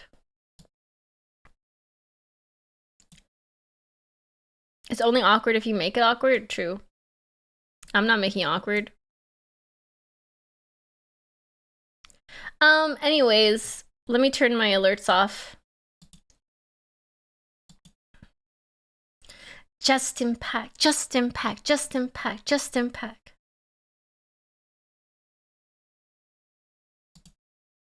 Beep, boop, beep, beep, boop, beep. Why is this green thing staring at me? Green thing? What do you mean green thing? Who is this Just Impact you keep... Shut up! You know what I mean! Just Impact! Just Im. You guys know I have a Wikipedia... Was that a Wikipedia? I have a VTuber wiki now. And you know what's on there? All my titles. And you know what titles I have? The Green Violence, #1. Don't forget it.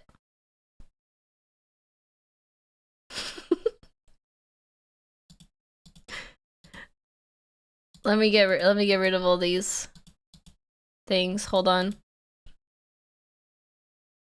Green, pink, gray, brown, magenta, extremely pale flesh tone. What do you mean by that? The green violins? What? The exhibit? I'm not. No, I'm not.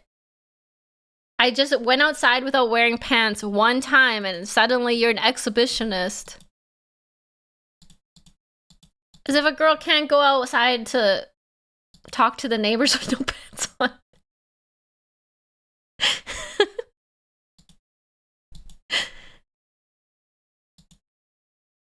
Just went to the wiki page. The featured quote is to the oubliette.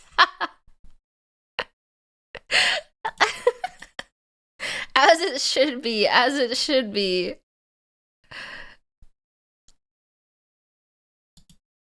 Alright, let me turn my glasses on. Yeah, okay, that's good enough. The worst part about being new here is I'm behind on all the lore. Oh, well, you'll learn soon.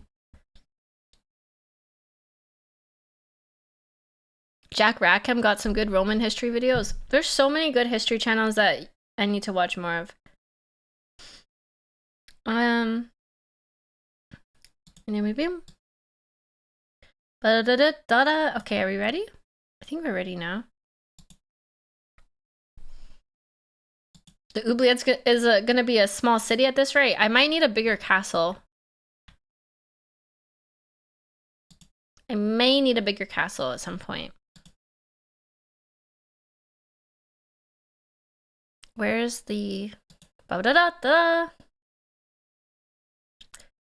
There's a quotes channel on the Discord, and we tend to never let her forget anything that she says or does, so hopefully that helps. Oh, the quotes channel is my arch nemesis.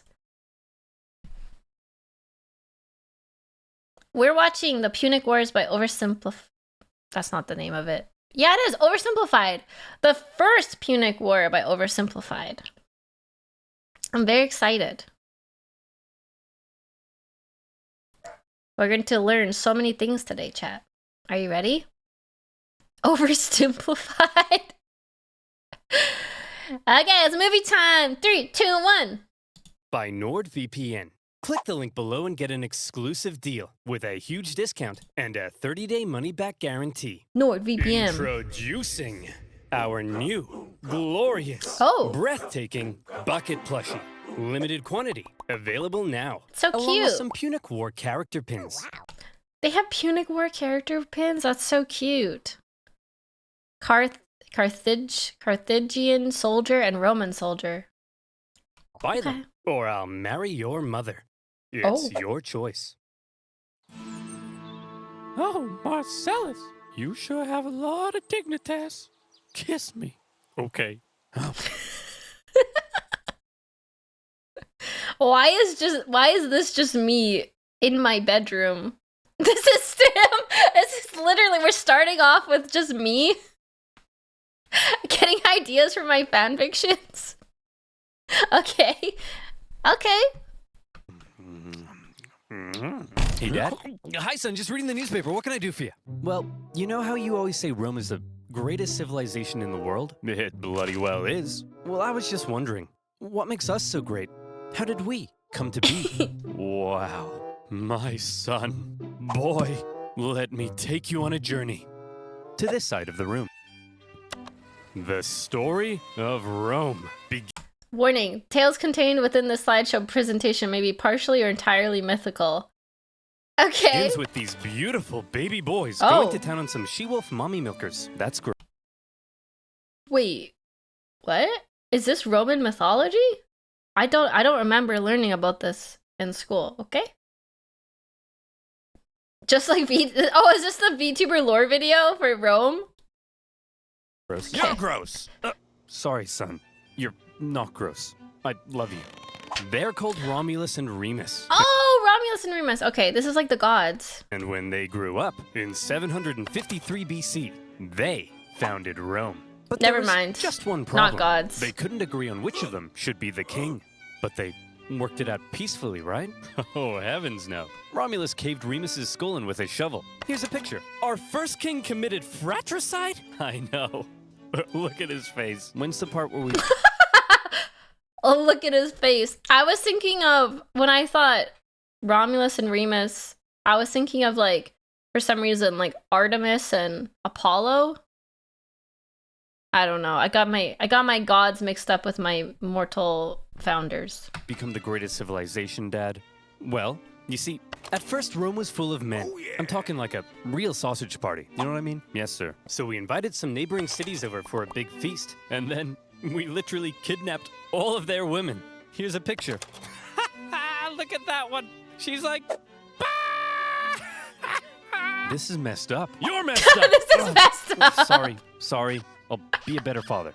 I promise. This is actually really messed up. So then, finally, after centuries of monarchy, those tyrannical kings started getting a little too big for their britches. So we overthrew the kings and established Rome as a republic. Is that when all the killing stopped?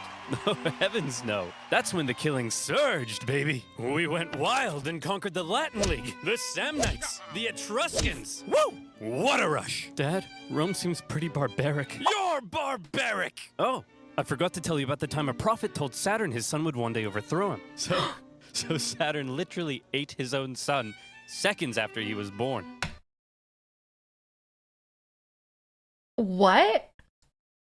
Is this real? ate? Like, was Saturn a ruler? He ate his own son?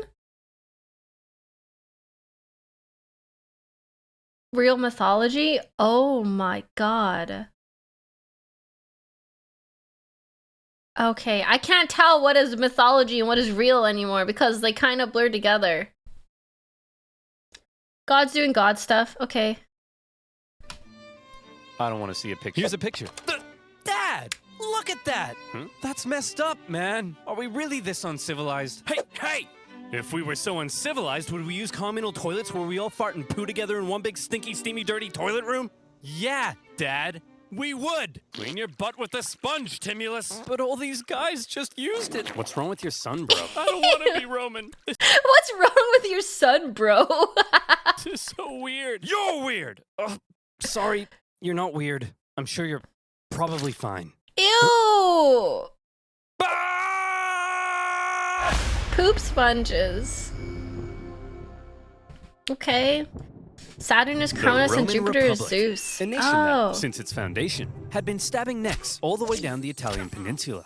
But this isn't the famous Roman Empire that ruled the known world. Not yet anyway. This is a relatively juvenile Rome, still just a regional power. A baby Rome. In 264 BC, the big daddy of the Western Mediterranean was Carthage. Let's rewind a bit.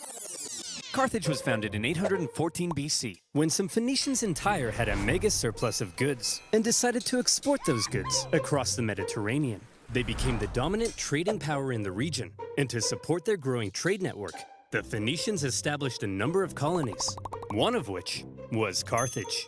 Therefore, Carthage began its life as a Phoenician trade colony, and the Wow! That's really pretty. They have like a little boat circle. Carthaginians were actually Phoenicians, or, if you're a Latin-speaking Roman, they were Punic, hence the name of the video. Over the centuries, Carthage gradually expanded and became the region's base of power. Just like Rome, Carthage was a semi-democratic republic with its own senate and Okay, sorry. I keep pausing. But Carthage is different than Greece and Rome. They were doing their own thing in the fish monopoly business. Carthage Harbor was super advanced. Okay. They're doing their own thing. They have the monopoly on fishing, and they like boats. Oh, Carthage is in Africa. Fish and purple stuff. Got it. Carthage was their own thing. I don't know anything about Carthage. Like, I've literally never heard of it before. judiciary. But there were also some pretty hefty differences between the two. While Rome was big into farming and stabbing people in the neck, the Carthaginians, on the other hand, just like their Phoenician forefathers, had built their power through trade and navigating the waves. They went here and there, selling ivory tusks, gold, and slaves. And as a result, they were rolling in it. Whenever they weren't busy swimming around in their copious hoards of money, in their spare time, they also possibly enjoyed sacrificing their children to Baal, the god of... Let me just check my notes. Ah, yes. Plant fertility. What? That... Okay. They sacrifice... Wait, really? Okay. Oh boy, these figs aren't looking too hot. Maybe if I throw my son into a burning pit of fire, they'll grow. Have you tried watering them, Dad? No, we'll try that second. As a result... Have you tried watering them more? Actually, I think I will throw my firstborn child into the fiery burning pits of hell. That'll make my figs grow better. It's actually not confirmed that Carthaginians? Okay, it could have been Roman anti-Carthaginian propaganda. True. It's true. It could be propaganda. It could be. Of all their trading, Carthage had emerged as one of the Mediterranean's superpowers. But wait, they said. Rome? What the heck is that? Well, I know it's a pretty obscure little country that you've probably never heard of. But this spunky young nation was about to upset the entire region's balance of power. I like how he has abs. The two sides enjoyed relatively friendly relations, and had even signed a couple treaties. But it was a relationship that was practically destined to turn sour. See, Rome had a thing where they liked to aggressively expand their boundaries, often viewing such expansion as a defensive act. Kinda like when you kill your neighbor, because you knew eventually they would have tried to kill you first. Hiya, neighbor. Eat dirt, run. Meanwhile, Carthage was extremely protective of its wealthy trade network. So if you put a very strategically important island between them, well, 2 + 2 = war. Tensions rose, and the two sides began viewing each other with increasing disdain. The hard-working Romans looked across the water at the money-hungry Carthaginians and said, "Look at those dishonest crooks. Bet they've never done an honest day's work in their lives." And the Carthaginians looked back and said, "Look at those simple-minded brutes. Bet they've never sacrificed a baby in their lives." Yeah! While war between the two superpowers seemed inevitable, the event that finally triggered it was a little unexpected. The whole thing began with a few simple mad lads on a wild night out. These mad lads are called the Mamertines. They were Italian mercenaries employed by the tyrant of Syracuse, here. But when he died, his successor said, "Sorry fellas, we don't need any big burly men with sharp sticks anymore. You can all go home." The Mamertines, as it turned out, didn't want to go home. So instead, they went to the nearby town of Messana and said, "Hey man, we are but poor little buff boys without a home." Poor little buff boys. Okay, so these are a mercenary group that have no jobs. Okay. May we come in? Aw, poor fellas. Sure thing. Poor little buff boys. Just so long as you promise not to massacre all of us. We promise. The Mamertines then massacred all of them. Well, not all of them, just the men. And they stole their homes and families. What? They stole their homes and families? Why was murder such a prevalent thing then? Like, why was that like what they chose to do for fun? Huh? I watched the Stinky for months on YouTube and finally came here. Hi, sarcasm. Murder is pretty OP as a tactic. Fun? They just took the place over? I guess they were looking for a place to live and decided, this is a good town, let's kill all the men and just like take their places in their homes. What? Huh? Why don't they just, move there and get normal jobs? What? This is my house now. This is my best dad ever mug now. And you guys are my new family. Son, wanna go play catch with your old papa? You're not my real dad! Ugh, teenagers. Am I right, dear? You're not my real husband. Ugh, I'm so trapped in this marriage. Then get out! No, Messana was now controlled by the Mamertines, and they began raiding up and down the Syracuse coastline. The old ball and chain. Damn. When the new ruler of Syracuse saw this, he wasn't happy. The Syracusans began fighting back, and in response, the Mamertines said, "Oh crap, they're fighting back? What do we do? Quick, we'll convince the Carthaginians to come and save us." Oh no! We're in trouble, and we need a big, strong empire to come and rub our bellies. Why are you saying it like that? If I was a big, strong empire, I think I'd like to be seduced. See? It's working! The Carthaginians had long dreamed of controlling all of Sicily. They had been fighting Syracuse and their Greek influence on the island for centuries. And now, here was a great opportunity to get one over on them. So Carthage promptly answered the Mamertines' cry for help and sent a force to garrison Messana. As it turned out, however, some within the ranks of the Mamertines weren't too happy with the occupying Carthaginians, and Okay, the Mamertines kind of suck. Is that like their whole role in history? Is like they just kind of suck? Wait, they just like need help, so they got Carthage to help them by being... What is the real reason? Yes? Did you write this portion of history? It does sound like something I would write. Remember, the difference between mercenaries and bandits is where they have a job. True. They're just silly buff boys. they sent out a second cry for help to Rome. When it reached the Roman Senate, they were a little more hesitant. Going to help the Mamertines ran the risk of triggering an all-out war with Carthage, and they had only just finished conquering the Italian peninsula, so they were kind of tired. Plus, the Mamertines were all the way across the water. They had never made a leap like that before. So you would assume that to avoid any conflict with Carthage, the exhausted Romans would probably sit this one out. But you would assume wrong. Rome just couldn't resist a good chance for war.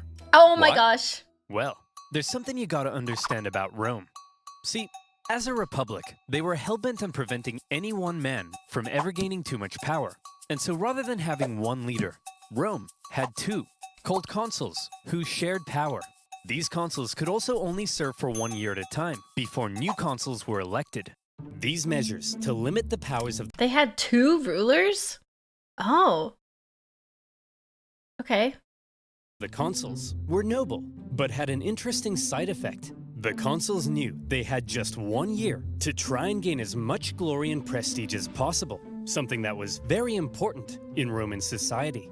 And the best way of gaining glory and prestige? Military victory, True. of course. Okay. The Roman political system basically ended up encouraging these consuls to go out and be as aggressive as your Italian grandmother when you don't eat all the spaghetti.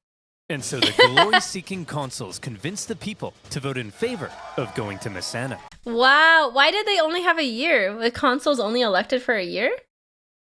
That's crazy. That system is literally set up just to make war then. If their only way of getting prestige was to basically go to war, then all they're gonna do is go to war. Because if one guy goes to war, gets all a bunch of glory and stuff, and the other guy like does bureaucratic shit, they're gonna vote in the war hero.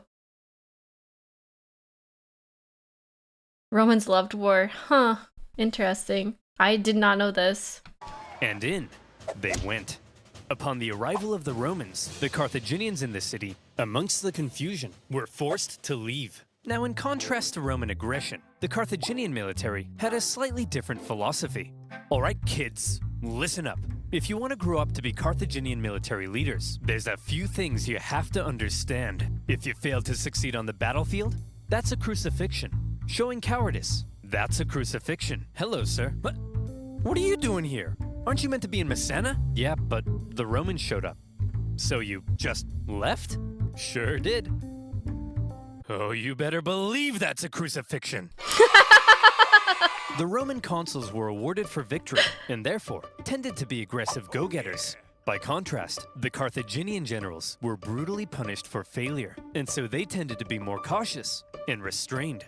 This dynamic is helpful for understanding some of the crazy things that happened during the Punic Wars.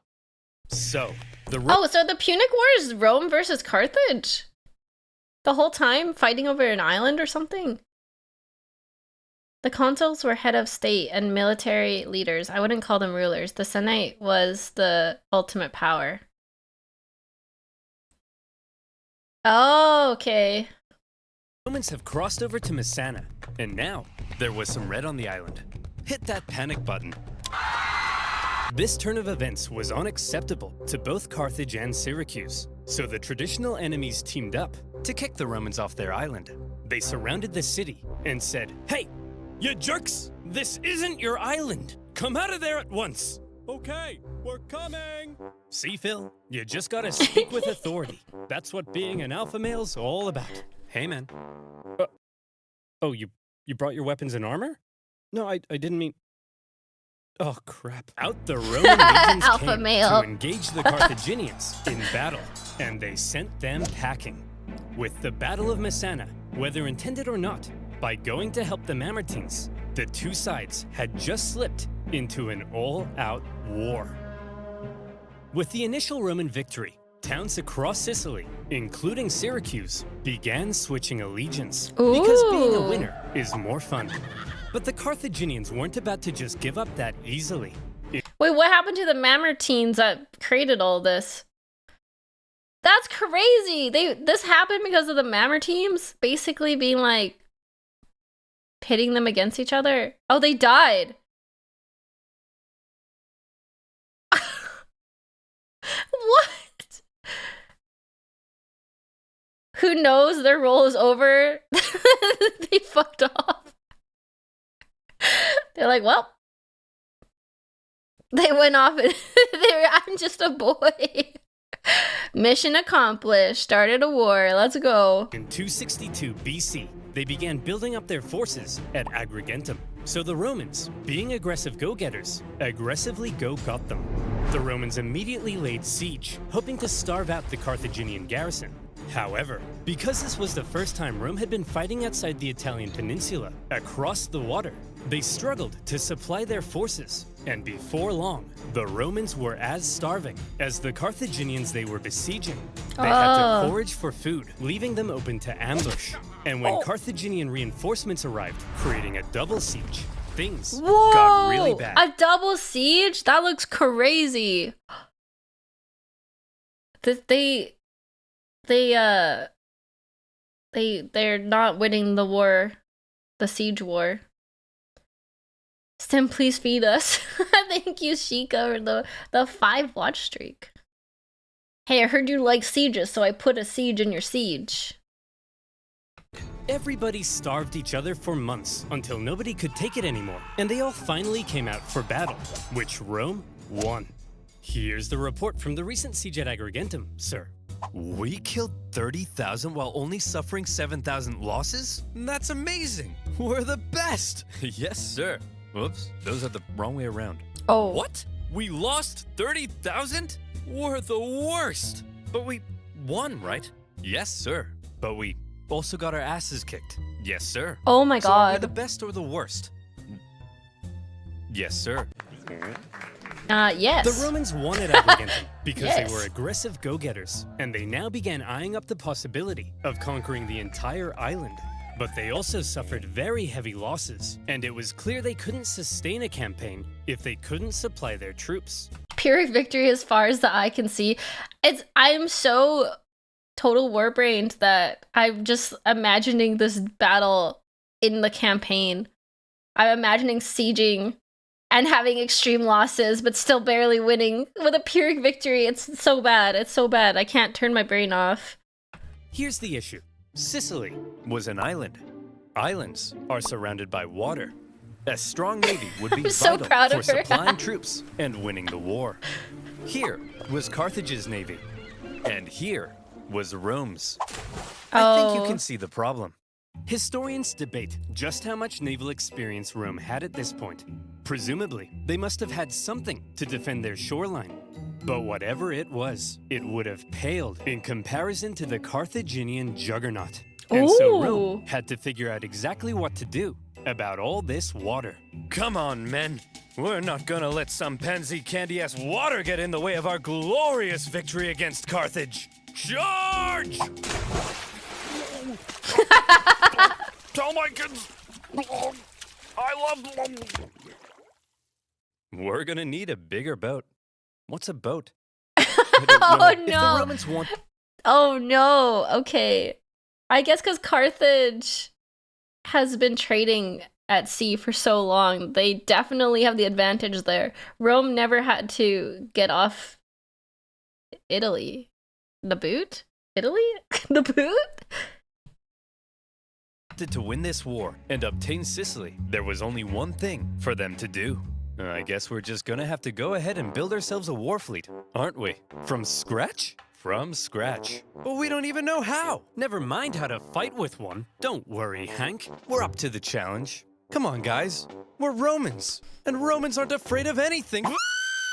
And so, the Romans worked long and hard trying to figure out how on earth you actually build the latest style of That's warship. so In the funny. end, they had a bit of luck on their side. A Carthaginian quinquereme ended up accidentally grounding on Italian soil. The Romans found it and copied the design. While the new fleet Ooh. was being built, the Romans This is like us with the aliens. You know, Area 51, Roswell. trained rowers on land, and would you believe it? The Romans put together a full fighting fleet of 120 warships in just 2 months. A staggering feat. Now, That's I a know lot what of you're ships thinking, in 2 months. But oversimplified, if the Romans can build a war fleet from scratch in 2 months, then why does it take you half a year to make a video? Well, my valued subscriber, I think you should shut up. What the heck? How on earth did the Romans learn how to build a war fleet? This shouldn't be happening. From what I hear, they copied the design from us, sir. Well, how on earth did they get the blueprint, Carl? I don't know, sir. But I'll tell you what. If you're worried about people stealing your data, no, and you want to protect yourself from that Is this sort of threat, NordVPN? don't you dare. Then you, my friend, if you mention NordVPN, I'll scream. Should use NordVPN. Do you like That was corporations knowing nice everything about transition. you and then selling your data to advertisers who convince you to buy things you don't need in an endless cycle over and over until you die? Me neither. Nicely and done. That's why I use NordVPN. NordVPN allows you to connect to super fast secure servers all around the world, encrypting your IP address to protect your online data from undesirable eyes. That means you can look at all the squatty potties you want, and no one will know. With NordVPN, you can search for better online deals in other territories and unlock content not available in your country. NordVPN now comes with a threat protection function and much more. And if you don't like it, it comes with a 30-day money-back guarantee. Go to nordvpn.com/oversimplified to get an exclusive deal Go with there. a huge discount. Support Oversimplified. /oversimplified. And as always, you'll be supporting my channel. So thank you. Now where were we? Oh yeah, the Siege at Agrigentum, supply issues, and building a Okay, I don't know if it was mentioned and I just missed it, but did they mention the population difference between Carthage and Rome? Because for them to build what was 150 ships in 2 months, they must have a huge population. Like, they must have more people than Carthage. No, they didn't mention it. Like, that's crazy. And for them to not be affected by losing like 30,000 people in that battle. Carthage was big, but Rome was massive comparably. They had a lot of slaves, aka stim peasants. Shut up! You're not slaves, stim peasants! You can leave at any time! Huh. That's a crazy amount of boats to be made out of like one blueprint. We can't? No, you can't actually leave. That was a joke. I was joking. You can't leave. war fleet. So now the Romans have a navy, and it's time to put it to the test. But how does one wage ancient naval warfare? Easy. All of the ships had giant bronze rams on the front, so all you had to do was outmaneuver the enemy and give him the jimmies. Easy as pie. Oh, cool! They have rams on the front of it to sink their boats. This is before cannons, obviously. Okay, I was wondering how they did that. They literally just used their boats to run into things. One thing to remember about Rome's casualties is they're being split with all of Rome's allies as they made up roughly half of the field armies. Oh! There's a surplus of manpower. Oh, that's true. That's true. Yeah, okay, that's true. That's how naval warfare worked back then. Oh, that's so interesting. You'd have to be really good at maneuvering a boat, though, to be good at naval warfare. I imagine it's hard to turn a boat like that fast. That's big. That is that big. Huh. I would think Carthage would win if they have more experience sailing boats compared to Rome. Like, Rome would be learning not only how to build boats, but how to, like, maneuver a boat effectively. The aggressive Romans set out for some good old-fashioned jimmy giving. The consul, Gnaeus Cornelius Scipio, set out for the town of Lipara, believing the garrison there wanted to join the Romans. As he entered the harbor, however, he found himself trapped by a Carthaginian fleet, and in the following skirmish, he was completely outmatched. Oh. The Romans may have had a brand new fleet, but when it came to engaging in actual combat, their inexperience showed. Yeah. There was just something better about the Carthaginian ships. The Carthaginian rowers had nicer abs. The entire Carthaginian Empire had been built on expert seamanship. So, when it came to water, the Carthaginians were better, and the Romans were wetter. In their initial skirmish, the Romans were beaten so badly that the consul, Scipio, was given a nickname, Asina. And if you're wondering what that means, just drop the Ina. Skippy ass. It sucks to be him, the first guy who has to just figure out naval warfare. Hey, we're gonna go to fight a naval power. You figure it out. You got this, right? You got this. So what were the Romans to do? How could they possibly stand up to this Carthaginian superpower? Well, there's something you gotta understand about the Romans.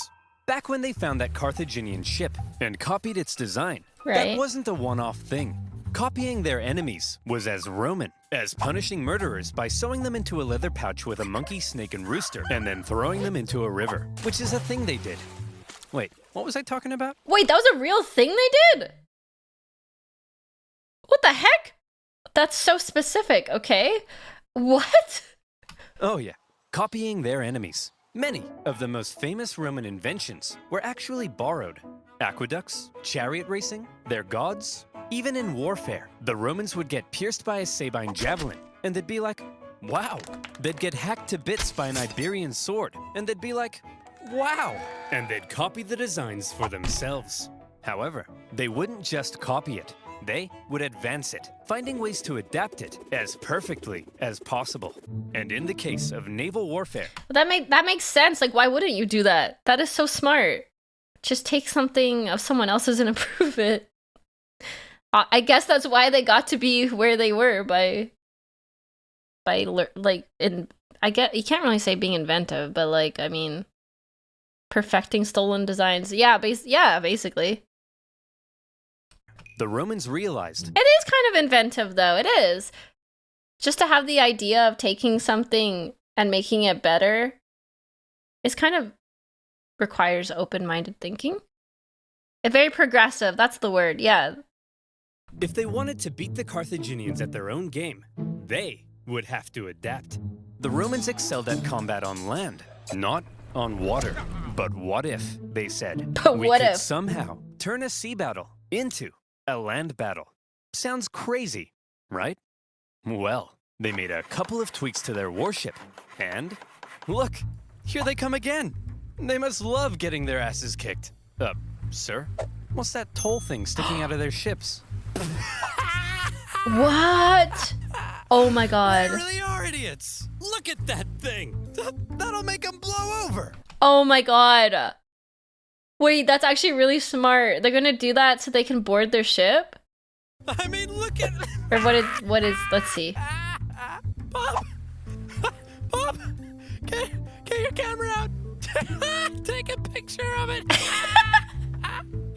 I mean, how stupid can you be? Let's just add a big wooden tower to our ship that'll weigh us down and blow us over in the wind! I mean, what does that thing even do? Oh, damn. That's so smart. The Romans had built a big swinging spiked gangway called the Corvus, so when the Carthaginian ships approached to ram them, the Romans would just slam them. The Carthaginians tried going around, no problem. The Corvus could swivel. Try going behind? They got swivels. Oh my god, they got swivels. Holy. This is genius. The Romans would huddle to the coastline. It was foolproof. Those big, sexy Carthaginian rowing muscles could flex all they want, but they were no match for the Roman mind. So ladies, you see, what really matters is what's on the inside. Please go out with me. And with that, the Romans, who had only just recently began dabbling in the art of naval combat, thanks to their ingenious Corvus, had just managed to outclass the Mediterranean seafaring superpower. The Carthaginians were stunned, and the general in charge of the defeated Carthaginian fleet, Oh, it's Hannibal. It's Hannibal. Okay, this is Hannibal. Okay. well, you better believe that's a crucifixion. With their newfound control of the Oh, it's a different Hannibal. Oh, wait. Okay. All right, a different Hannibal. All right, you know, I wasn't sure there was gonna be multiple people named Hannibal, but yeah. Okay. seas, the Romans could now more easily blockade coastal cities and supply their legions on land. Surely, the Romans were now free to unleash their aggression all over the island. Haha! Hey Carthaginians, what are you gonna do now that we're free to rampage across the island? we're gonna go inside these walls and close this gate. Oh, come on, guys. Stop See messing ya. around. Come out so we can kill you. No. Oh, come on. No. Oh, no. To counter the new Romans... Dang it, my plan has been foiled again. They won't just let us inside. Grrr. supremacy, the Carthaginians decided to engage in a defensive war of attrition, forcing the Romans to engage in siege. After lengthy siege, the war in Stupid Sicily wall. became a long, hard, back-and-forth slug. One by one, cities slowly fell as the Romans gained ground. Occasionally, the Carthaginians countered and even pushed them back, only for the Romans to rebound again. And whenever a city did finally fall, the Romans could delight in slaughtering the entire population and selling any survivors into slavery, which was pretty standard procedure at the time. Oh my god. In general, the campaign on land was progressing much slower than the Romans had hoped, and quite frankly, they were getting sick of it. So in 256 BC, they decided that something had to change. Hey everyone, my name's Marcus Attilius Regulus, and I'll be one of your consuls for this year. Look, as I'm sure you all know, Sicily's being a bit of a drag. Sure, I could go and spend my entire year as consul besieging one single city, but they'll never make a naked statue of me for that. So here's the new plan. I'm gonna skip Sicily entirely, take my army, and go right for the heart of Carthage Oh, itself. damn. I'll slaughter the men, enslave all the women and children, and when I return, you'll all build 1,000 naked statues of me. Holy, this guy. He built different. Marcus, that women and children stuff, that seems pretty evil and barbaric. No, Jim, it's perfectly normal in the ancient world. Sometimes we even chop their pets in half. They chop the doggos in half? Oh my god. I did not need to know that. That's barbaric. That's barbaric. That's horrible. I can't believe that. Okay, guys, looks like the Romans are coming straight for us this time. And what will they do when they get here? They'll kill us all. They'll massacre each and every last one of us. They may even chop our pets in half. That's Again? No, Rob, it's actually pretty normal for the time. We'd do the same to them. Who'll protect us? Funny you should ask, Mary. That's kind of why I called this meeting. Who will protect us? Protect our families, our homes, our children. Is it Hannibal? You guys? Ha! Don't make me laugh. Why, you're just a bunch of stupid and weak farmers. Simple-minded buffoons. Cowards. Fools. Rob here thinks enslaving women and children is barbaric. You're a snowflake, Rob. Yes, you are. The fact is, if the Romans manage to land on African soil, we're all gonna die. What kind of motivational speech is this? This is the opposite of motivation. They're just insulting their peasants. I've been binging your YouTube videos since then. Thank you, Chaos Ronin. Thank you. He has my vote. We're all gonna die. A terrifying, hideous, unspeakably painful death. Yay! Is that the end of that speech? Yes. The Carthaginians had to stop the Romans from ever landing in Africa because they believed that would be the end. So as the Romans were building an invasion fleet, the size of which the world had never seen before, the Carthaginians were preparing an even bigger one to stop them. And in 256 BC, as the Roman invasion fleet made its way south, the stage was set for a humongous battle that saw 680 warships, Whoa. around 300,000 men, fighting to decide the course of the war. Oh my To this god, day- wait, that's so many people. What? How big are those ships? Oh, wait, someone do the math on that. How many people per ship is that? That's a lot of people. Cinema, largest naval battle in history. It's one of the biggest naval battles ever. I can't even imagine that. 300-ish per ship. Holy, that's a lot of people. That's a lot of people to feed and take care of on ships too. Of the war. To this day, the Battle of Cape Egnomus remains possibly the largest naval battle in human history. Look at that! 420 per ship? Haha, nice. That's crazy. Can you imagine seeing that at sea? Like, I wonder what that would have looked like. That's crazy to think about. All the way back in ancient times. So the next time your granddad tells you about the time he sank a Japanese aircraft carrier, kick him in the nuts. The Romans had a lot riding Not as on this cool as the battle. Punic They weren't Wars. just sending their warships, but transports as well, full of supplies and horses Oh, for their okay, invasion yeah. of Africa. Transport They ships. therefore formed a protective wedge-like formation to punch through the long, thin Carthaginian line. The Carthaginian generals, however, desperate to prevent the Romans from reaching Africa, had a plan of their own.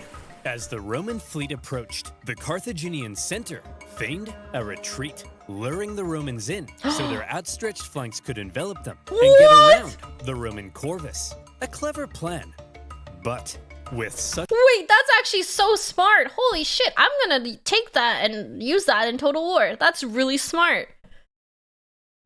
It sounds like it didn't work out for them, but that's actually really smart. a huge battle and so many ships crowded together, the Carthaginians struggled to maneuver as hoped. And in the chaos, 3 separate battles emerged across the huge battle space.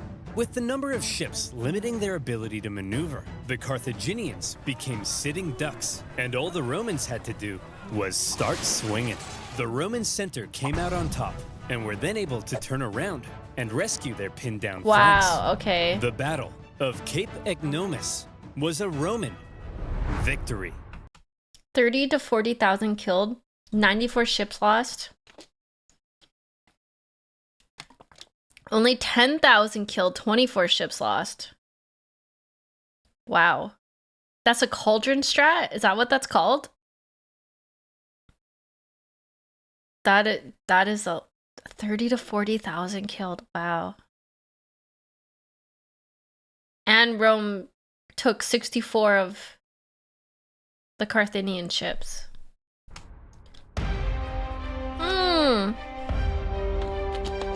It's over!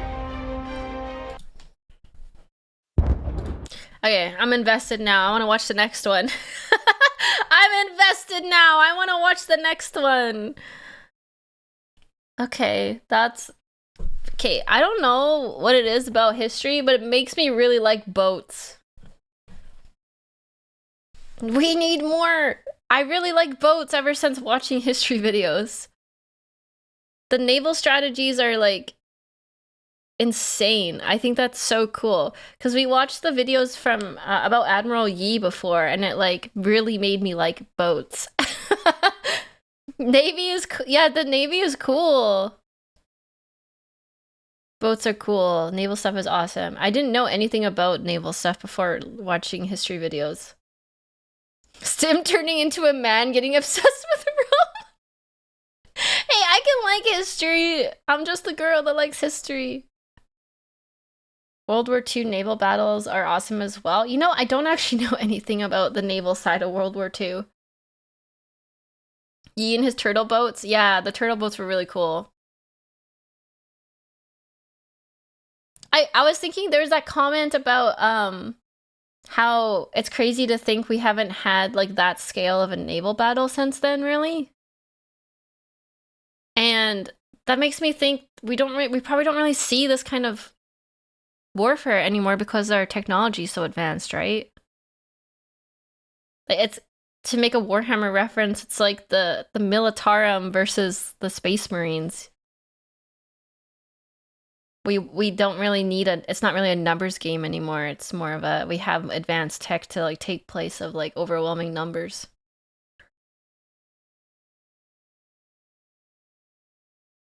Air warfare is the new naval, is it? Oh, I don't know anything about that. Is air the new thing?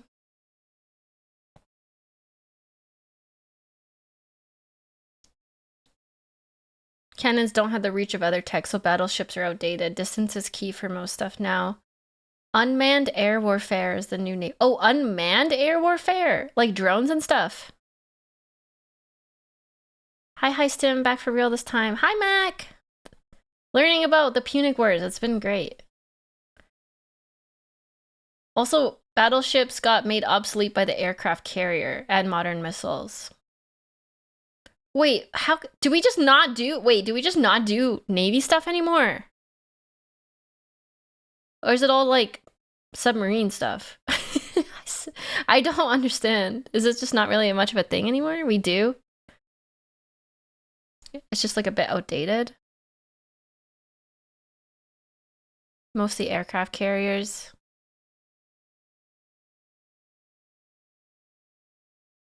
Wow. I kind of want to watch a video. If there is a video, I kind of want to watch a video of like the military timeline and tech.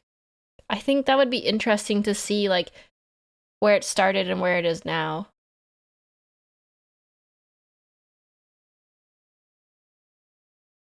Purin might have something to bring you up to speed on 2025. The last great naval battles were in World War II. That's why it's funny 40k starships go for broadsides. I love how ridiculous the 40k starships are. They're so cool. Hey, what is this, Luton?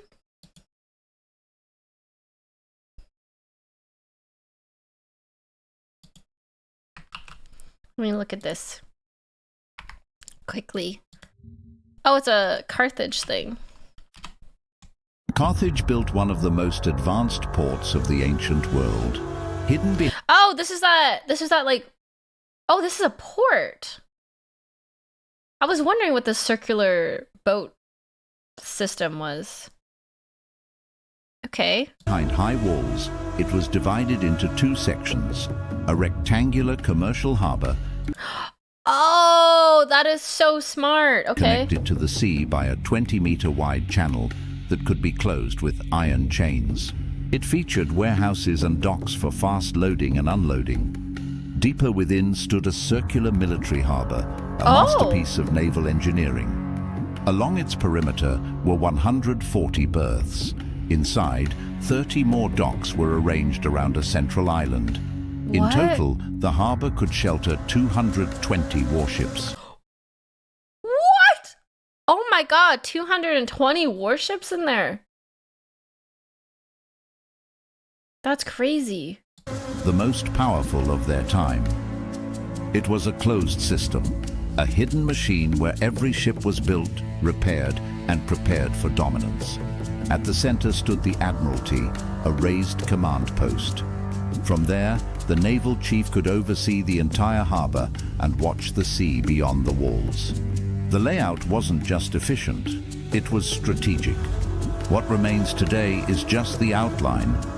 But 2,000 years ago, this port helped make Carthage a true maritime superpower. I want to see that. You can see the circular thing still in Carthage? Wait, it wouldn't be called Carthage anymore. Where is it? Did someone say Tunisia? Where is this? That is really cool. Tunisia, Tuna City? Wow. Oh, man, I love history. I really like I wanted to be an archaeologist before. Because I think it's really cool. I like seeing how things were back then. History is so cool. That's cool that you can see what's left of it, the circular part of it. A lot of these modern aircraft carriers take 5+ years to build and cost several % of an entire country's economy. Why do we need aircraft carriers? Is it just because they don't have enough fuel to get where they're going without landing to fuel up on an aircraft carrier? Because like otherwise, what's the point of it really? Oh, power projection. They're the meta.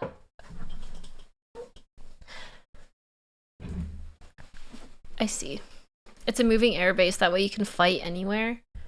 I just thought like we'd have the like technology now to like just be able to fly super fast everywhere. You don't really need to make a stop at an aircraft carrier, but I guess not. I mean, I don't know anything about planes and stuff, so I don't know. I just figured that we'd just be able to fly anywhere without having to stop at an aircraft carrier. I can bring an entire air force anywhere on the planet. Do you really want to challenge me? Yeah, that makes sense. Oh, Carthage built okay. one. Hold on. Let's go back to the video. Like, how do we not have like better fuel mileage now? I mean, I'm sure we do have better fuel mileage, but how do we not have like superior fuel mileage where we don't have to stop? You know? We do have aerial refueling. The physics? Okay, well that makes sense. I guess. I don't know. I'm not an expert here. I don't know about this, but Stim, let me just drop my 7th gen strategic.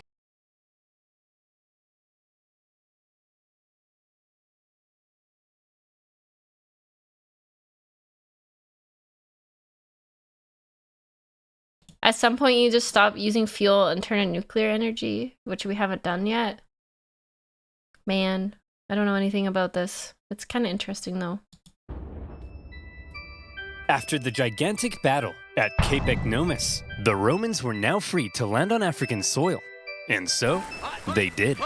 The Carthaginians chose to focus on defending the city of Carthage itself. So the Romans immediately took the city of Aspis, and were then free to raid and plunder the countryside. They took over 20,000 slaves and a ton of booty. But then, some orders arrived from the Senate. Send home the booty. Send home the booty? I have a cookie. Oh, but I want to stay. No, Steve, not you. They mean the treasure. Oh. Well, we are not watching any more of this filth. So the other consul left with the booty, leaving Regulus and his forces on their own, and they began advancing towards Carthage. Along the way, according to the ancient writer Livy, they encountered a literal dragon. Now, What? Livy was a Roman historian, so his account may be slightly exaggerated, but this, I believe. As the Romans continued to plunder, the Carthaginian people flooded into the city. Now, What do you think it actually was?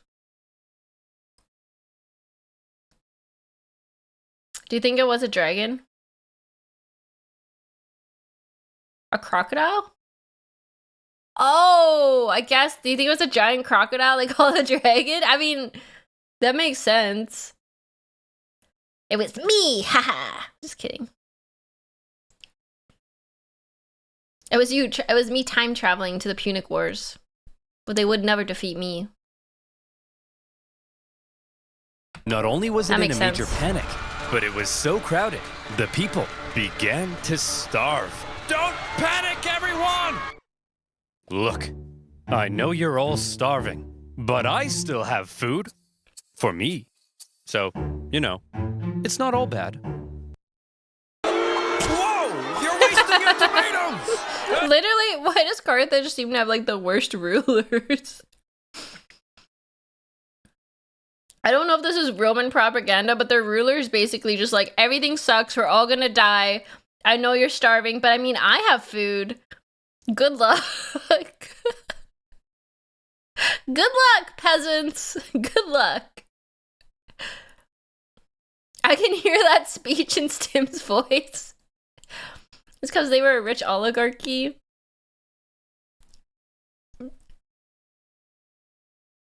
In fairness, they have lost 3 wars in a row. You idiots wonder why you're True. starving? Oh well, it's just more food for me! Nom, nom, nom, nom, nom, nom, nom. Things weren't looking good for Carthage. Nom, nom, They nom, had nom. to do something to stop the Romans rampaging throughout their land.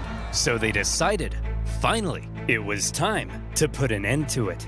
They headed out and set up on rough hilly terrain overlooking the Roman Ooh. camp, and they prepared for battle. Now, while the Carthaginians were the traditional masters of the sea, on land, they weren't always the brightest. Case in point, setting up in this position, overlooking the Roman camp, was just about the stupidest thing they could have done. Why? Well, there's something you gotta understand about Carthage. The Carthaginian land forces actually suffered from a multitude of different issues. First of all, since the Carthaginians were rich, they could afford to pay a huge number of foreign mercenaries to fight for them. Oh. These mercenaries actually made up the vast majority of Carthage's forces, and therefore, Carthage's land armies were a melting pot of many different cultures. This, however, meant that if a battle wasn't going their way, there could be loyalty issues. Oh, interesting. They're made up of lots of different bands of mercenaries. I see. So their leadership is low. They're gonna break. They're gonna break and they're gonna run away and say, heck this. They don't have loyalty. Man, I ain't getting paid enough for this. You Balearic slingers better not be thinking of running away. What did he say? I don't know, man. I don't speak Phoenician. Let's get out of here.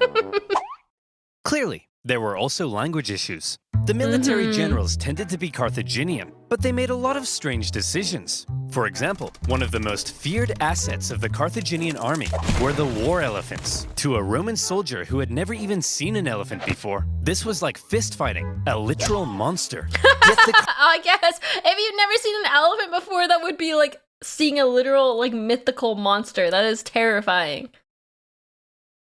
The Romans had a very professional army, very different from mercenary forces. Yeah, that's true. Carthaginians continually kept placing the elephants in the rear, where they were no use. In a similar fashion, the neighboring region of Numidia provided Carthage with the most skilled cavalrymen in the world. But the Carthaginians often chose to fight on rough, uneven terrain, where horses and elephants were less effective. And so, in this case, when the Carthaginians again chose the rough terrain near the Roman camp, the Romans easily sent them packing. Wow, Regulus, we're mere miles from Carthage. You sure are amazing. Yes, Why does that guy have such a big butt? What the heck? Steve, I know. Steve, what's the matter? We've almost won. I just wish I could be as great as you, Regulus. Steve. Oh, he's You're the booty. amazing. Okay, I mean, get it. Look at this thing. It's unbelievable. I know, but I mean, like, Look at this thing! It's unbelievable! Holy yacht! at war stuff. I'm such a noob. My tanks always get blown up. I can't even fly an aircraft straight. Tanks? Aircraft? What are you talking about, Steve? I'm talking about free-to-play online multiplayer combat No game. way. And this What? video's sponsor, War Thunder! War Thunder is the most comprehensive vehicle combat game ever made. War Thunder! Don't just drive the tank. Become one with the tank. That is You so can play funny. as more than 2,000 battleships, aircraft, tanks, He and got me. helicopters in dynamic player versus player combat. With amazing 4K graphics, each vehicle is incredibly I wanna detailed fly a and jet. modeled down to their individual components. And for history nerds like you and I, the vehicle collection in War Thunder spans over 100 years of military development, from the 1920s to the present day. I want to fly I a love the jet! detailed I damage just want to fly mechanics a in War Thunder. jet! You ever think about how the exact angle a shell hits an armored vehicle affects the resulting damage? War Thunder has. Every bullet and shell is simulated with realistic destruction. That's the kind of thing that gets me up in the morning. Yay! I And love by using detailed my damage link in the mechanics. description below, new and existing users can get an exclusive oversimplified decal to make their T-50 tank look extra spicy. It's Plus, free? you'll get a huge bonus pack, including premium vehicles and boosters. So play War Thunder now on PC, Xbox, and PlayStation. And as always, by using my link, Ace you'll Combat? be supporting my channel. So thank you. Now, where were we? Oh yeah. Invading Africa. I would play a flight simulator, but I don't think my computer's good enough. It's free unless you want to pay for it in-game currency. Ah, that's how they get ya. They get you with the in-app purchases. It's free to play, not free to the soul. Fair, okay. I just want to fly jets. You could play a more arcadey flight game like Ace Combat or Project Wingman. I've been playing on and off since 2014. Simple Planes 2 is out early next year. I have never heard of Simple Planes. Is Ace Combat only online multiplayer, or is there a story mode? I just love the idea of flying a plane. There's story? I might play that one day then. There's story modes to both AC and Project Wingman. Oh my god, I might play. Would you guys watch me play this? It's just me crashing a jet over and over again though.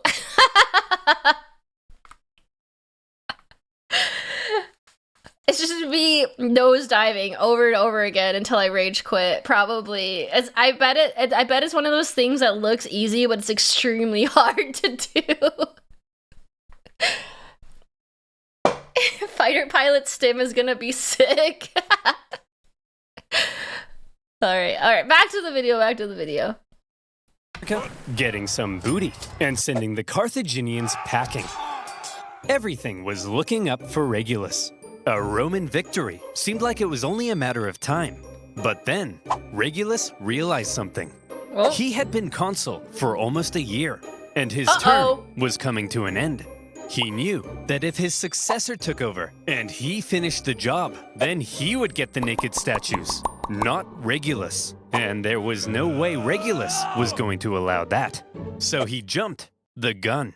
You there, Carthaginian boy! I want you to deliver a message to your elders.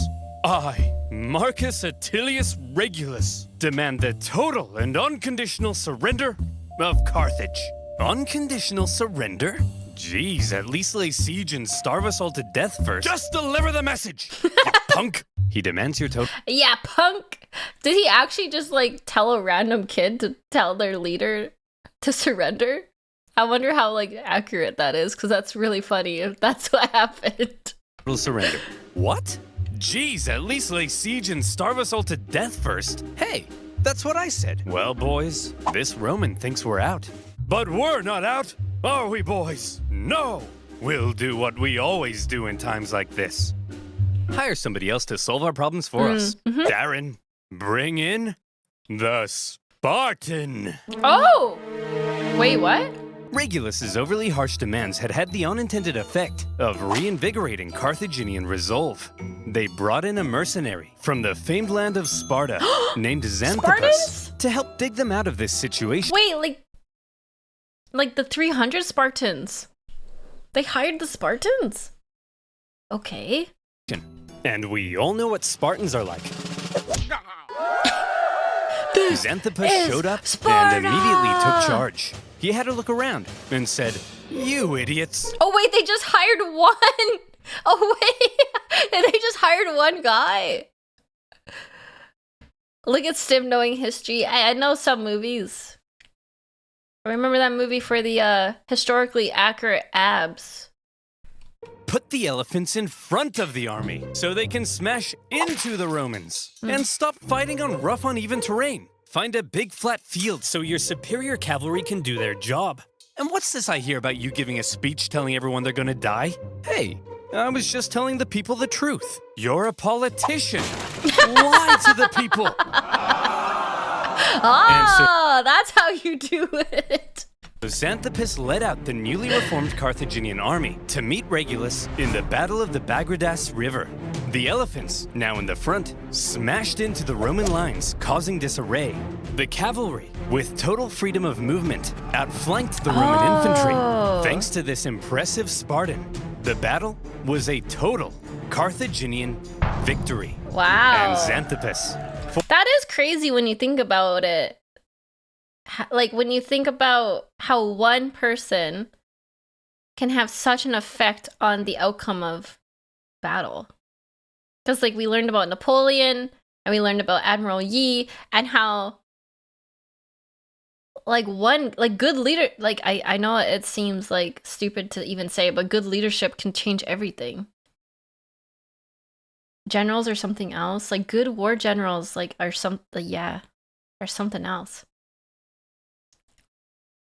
The tactics sound simple AF, but back then they were groundbreaking.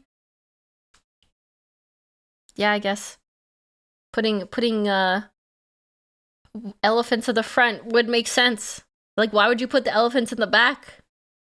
What? It just makes sense to put them in the front so they can stomp on things. Have you considered winning? For his stunning victory, was forced to flee Carthage because the leadership got jealous. Regulus, the Roman consul, was captured during the battle. Legend has it, he was brought before the Carthaginian council, and they made a proposition. Well, Reggie, not looking so good anymore, is it? Looks like we beat you pretty bad, huh? Up yours, you Punic pansies! Now, Regulus, nobody likes a sore loser, do they? No. How about this? We're gonna send you back to Rome, and you convince the Roman Senate to surrender to us. If you fail, though, you gotta come back so we can torture you to death, okay? Okay. You promise? I promise. Hey guys. Whoa, Regulus. They're playing We Jenga? thought you got captured. I did, but they sent me back to convince you to surrender. Well, should we? Surrender? No, never surrender. Give 'em hell, boys. They're at the end of their rope. Anyway, I gotta go be tortured to death now. What? Yep, part of a deal I made. It's a long story. Oh, hey, wait, Regulus. No, it's cool, guys. I promised. Regulus. This is ancient times. We massacre entire populations. We chop pets in half. You can break a promise. No, Tim. You never break a promise. Wow. That's too far. And so? Wow, it's an honor thing. Totally different than modern day. Totally different than modern day. What the heck? Never betray your honor. Never break a promise. Do a bunch of other bad things, but as long as you never betray your honor. Like, do people even have honor anymore? Sometimes I wonder. I don't think people do. Honor is dead.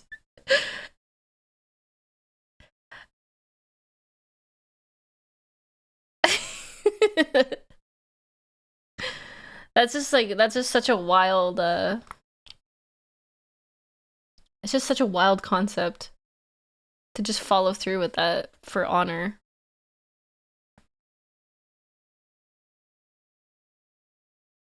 We have social media now. Oof.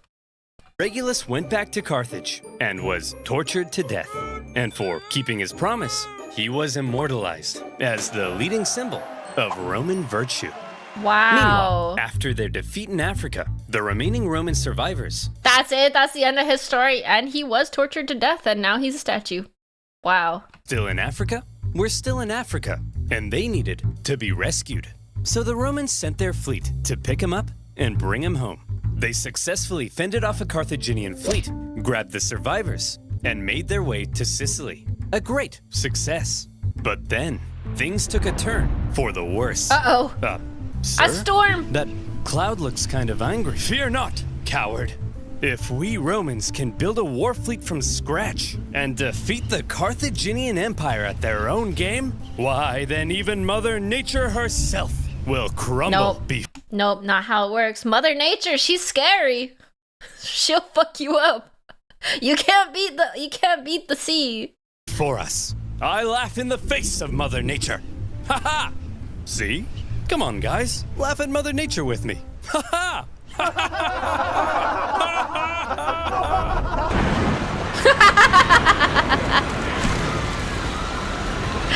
Mother Nature always 284 wins. ships. Nearly 80% of the Roman fleet was destroyed. As many as 100,000 men drowned in a terrifying act of nature. Never before had Rome lost so many men in a single incident. Holy shit. 100,000 casualties for any other nation would be crippling. Any other nation would hastily sue for peace. 100,000! That's so much! To a storm. Wow. That's crazy. Holy. Any other nation would spend decades trying to recover. But Rome was not just any other nation. Infamous for its unrelenting determination in the face of overwhelming odds, Rome said, well, I guess we'll just have to build another fleet. And they did. In just 3 months, they built 220 more ships. An astonishing 3 feat. months? The Romans sent out their brand spanking new war fleet. Damn! No! They got caught in another storm. This time, a whole nother fleet was lost. And still, the Romans did not give up. The Carthaginians couldn't believe God, they it. doubled Their down. enemy had just lost hundreds of thousands of men, had 2 fleets almost entirely destroyed, and they still wouldn't surrender. What? As one Roman poet put it, the victor is not victorious if the vanquished does not consider himself so. In typical Roman fashion, after a short break, they were once again building That's another crazy. fleet. What the However, heck? for now, after all the disasters at sea, the focus began shifting back to the land campaign in Sicily. I wonder, how did they tell weather back then? I guess they didn't have a way. They just went outside? Like, did they have an advanced way to predict weather back then? Or was it just like, if it's raining, it's raining? They just looked outside? I guess. Oh. Okay. Yeah, terribly. The Carthaginians, overconfident from recent successes, attempted to retake Panormus, but the Romans countered the terrifying war elephants by throwing stuff at them and scaring them away. Having stopped the Carthaginian advance, the road was now open to the final Carthaginian stronghold on the island, Lilybaeum. Lilybaeum was an extremely well-fortified city. In 250 BC, the Romans laid siege. The Carthaginian defense, however, was fierce, and skilled blockade runners kept the city supplied.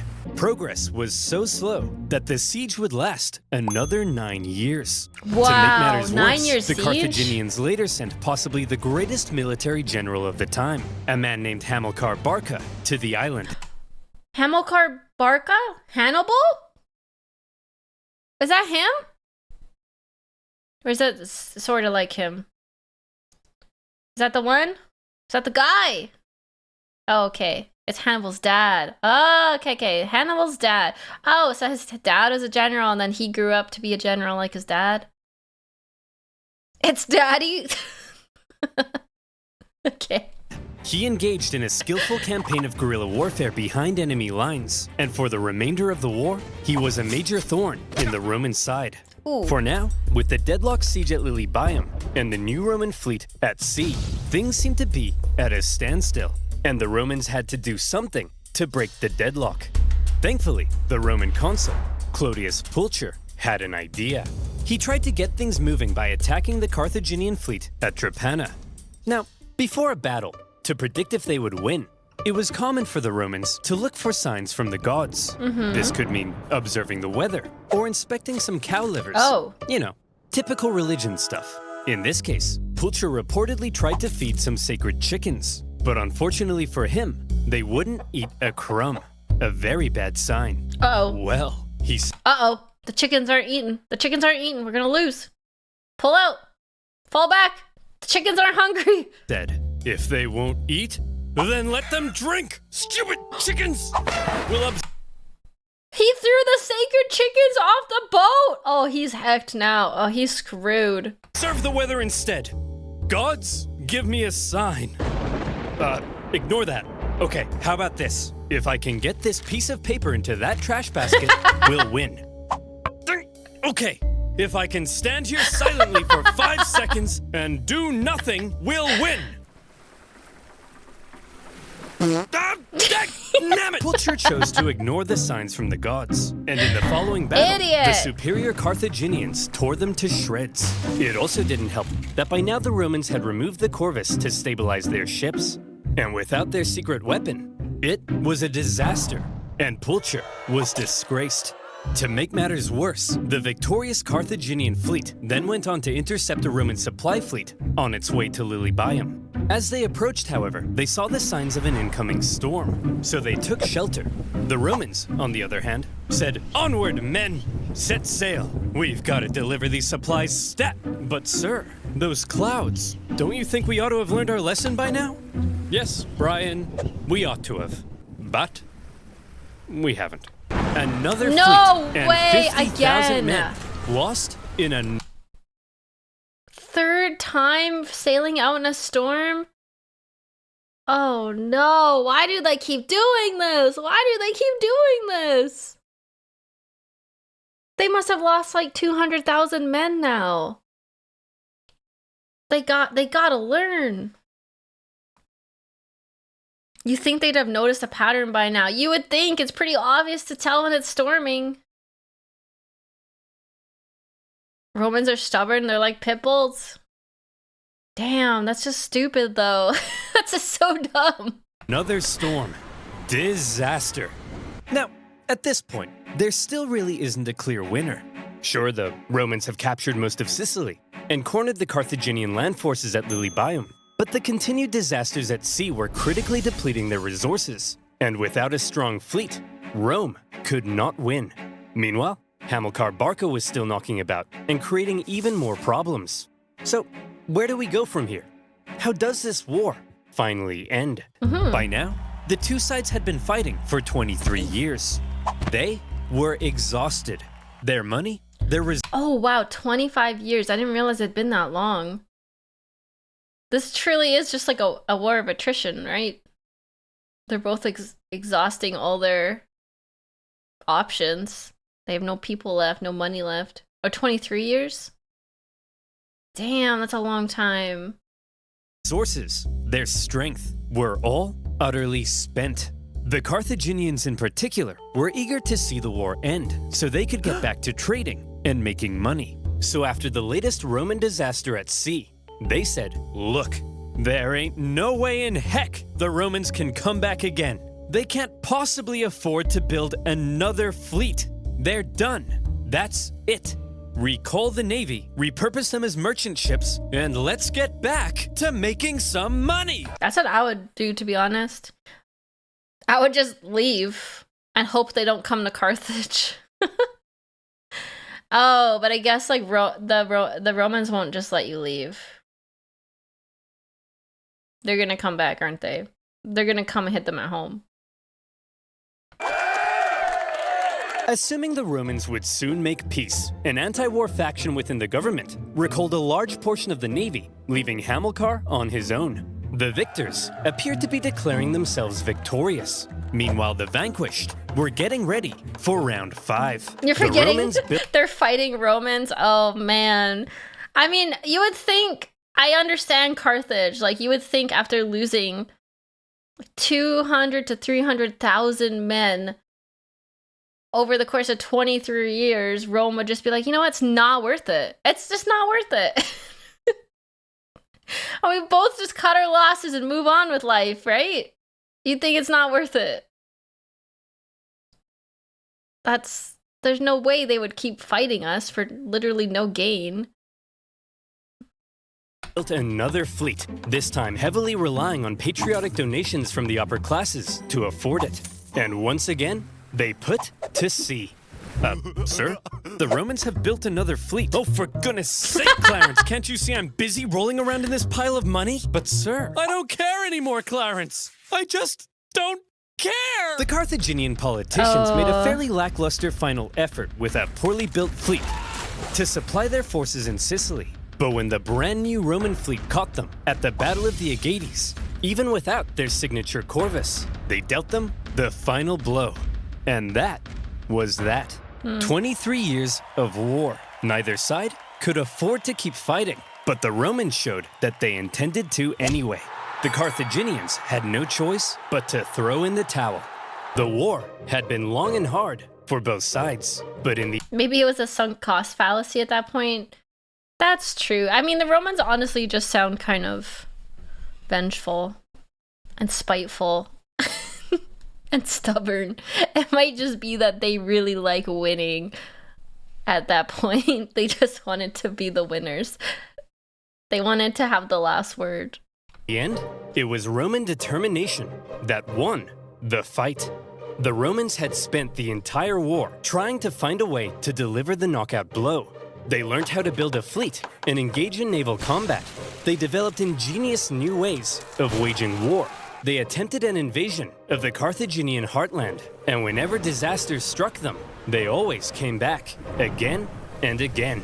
The Carthaginians, on the other hand, spent the entire war watching whatever Rome did, and then figuring out how to respond.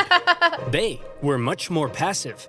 And so, it's no wonder then that when both sides were close to collapse, Rome was the one who figured out how to go that little bit further.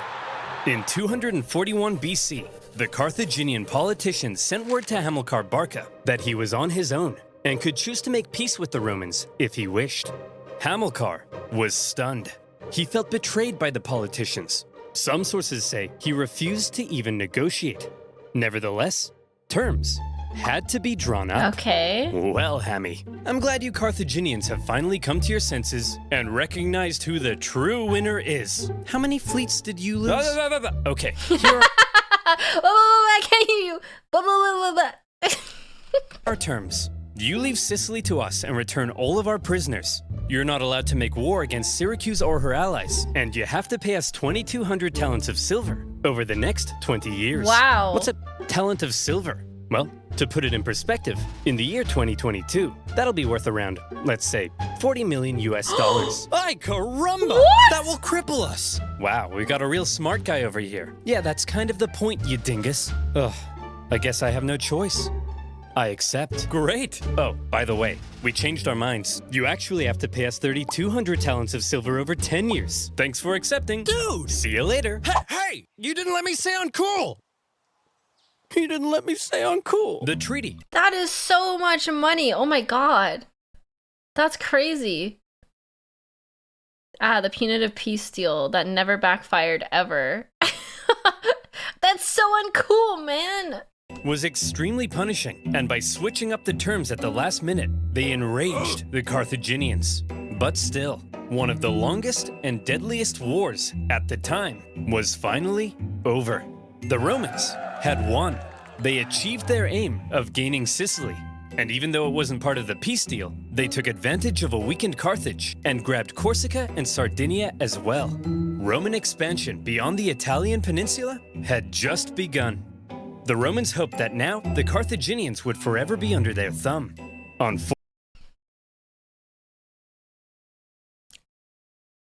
They hoped that the Carthaginians would be under their thumb. I mean, switching up the deal last minute, making them pay that much, making them do all this stuff, is just gonna make them wanna rebel. The goal was to cripple Carthage, not be friends with them. I mean, they could have been a bit nicer about it. Maybe then they would have been fine with not fighting anymore. I feel like they just shot themselves in the foot because Carthage, I'm assuming Carthage is gonna not be cool with that. Fortunately, the harsh terms they placed on the Carthaginians at the end of the war left a growing anger. Yeah! One that would come back to haunt them. Obviously. One day, Carthage will have its revenge. That's nice, dear. I'm serious, woman. Maybe not in my lifetime, but perhaps in his. My beautiful son. Hannibal! You are born into a momentous destiny. You shall be Rome's greatest enemy. You'll tear Rome limb from limb. You'll burn their pathetic city into the ground. You'll slaughter their people, men, women, and children. Oh my God. Child, you are vengeance. Stop telling our baby he's vengeance. But he is, Barbara. He's vengeance.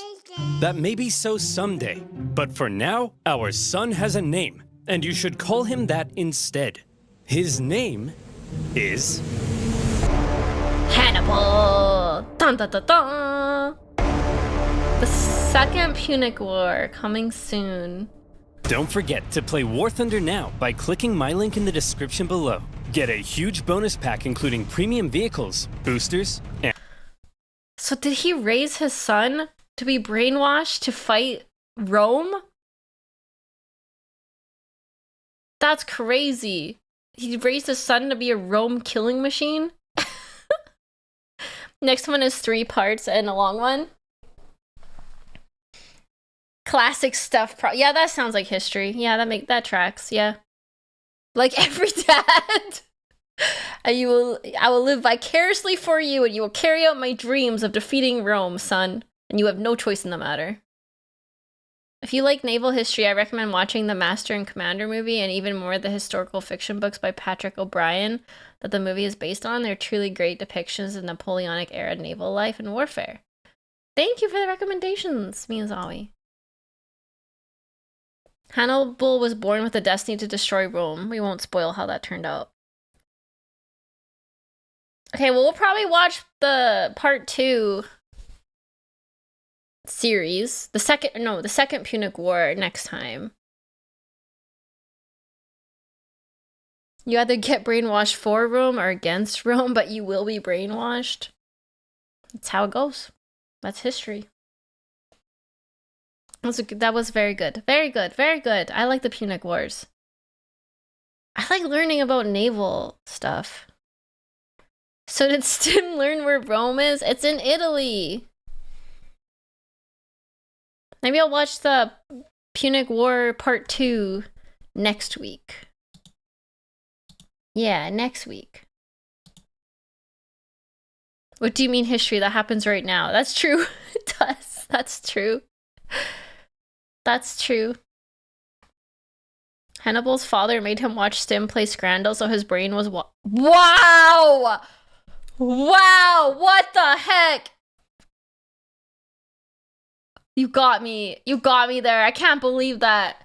I can't believe the dedication to the bit. Oh my god. An actual murder. Holy shit.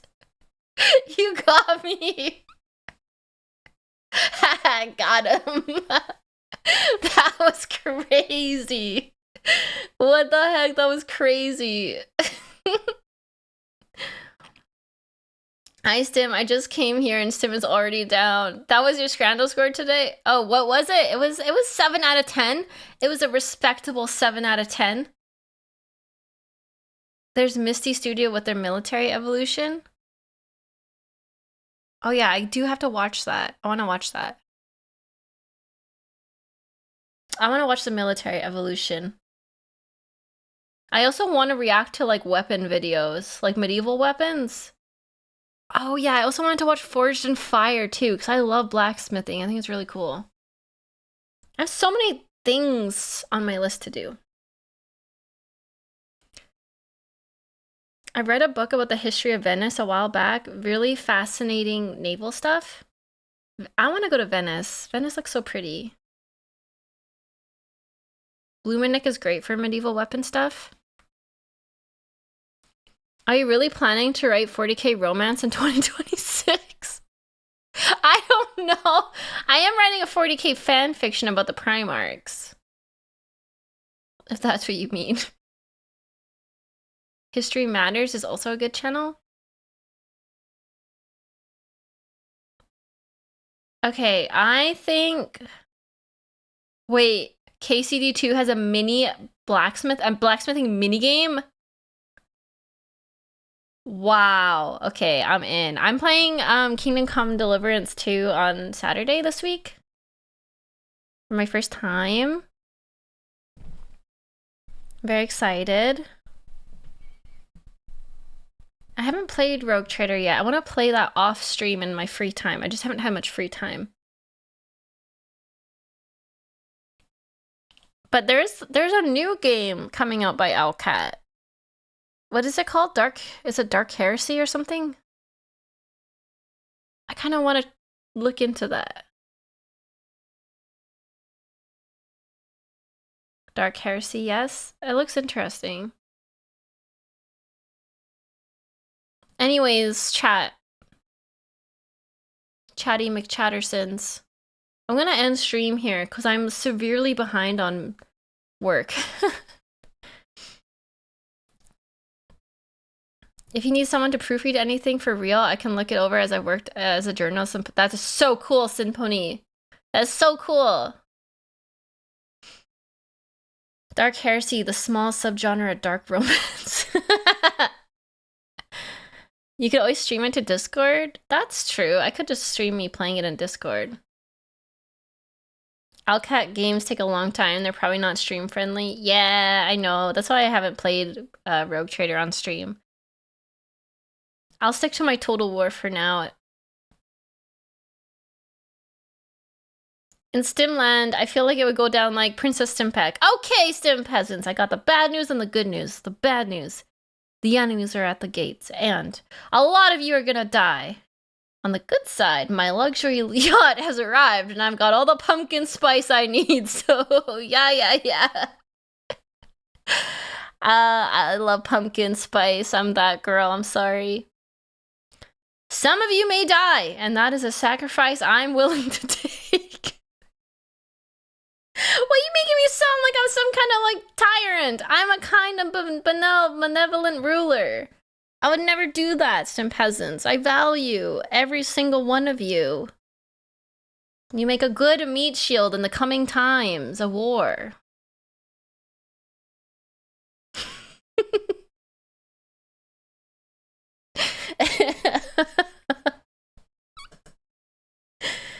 It was like 20 years between I heard of pumpkin spice and I learned there was no pumpkin in it. Oh yeah, that's true. There's not really pumpkin in it, is there? It's just like the spices in pumpkin pie. She lied as easily as she breathed. Alright. One second.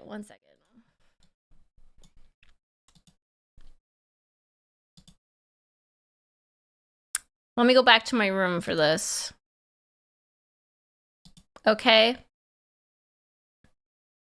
You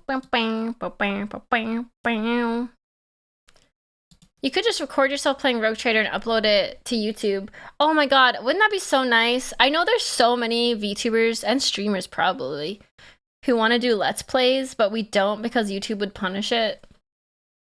It's like the amount of time you would spend to do a Let's Play is probably not worth it because YouTube won't push it out to people.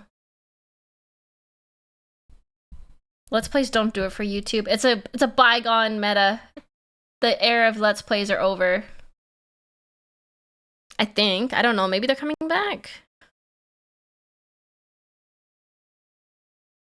I love Let's Plays, though. I wish I could just do Let's Plays. I mean, I kind of do.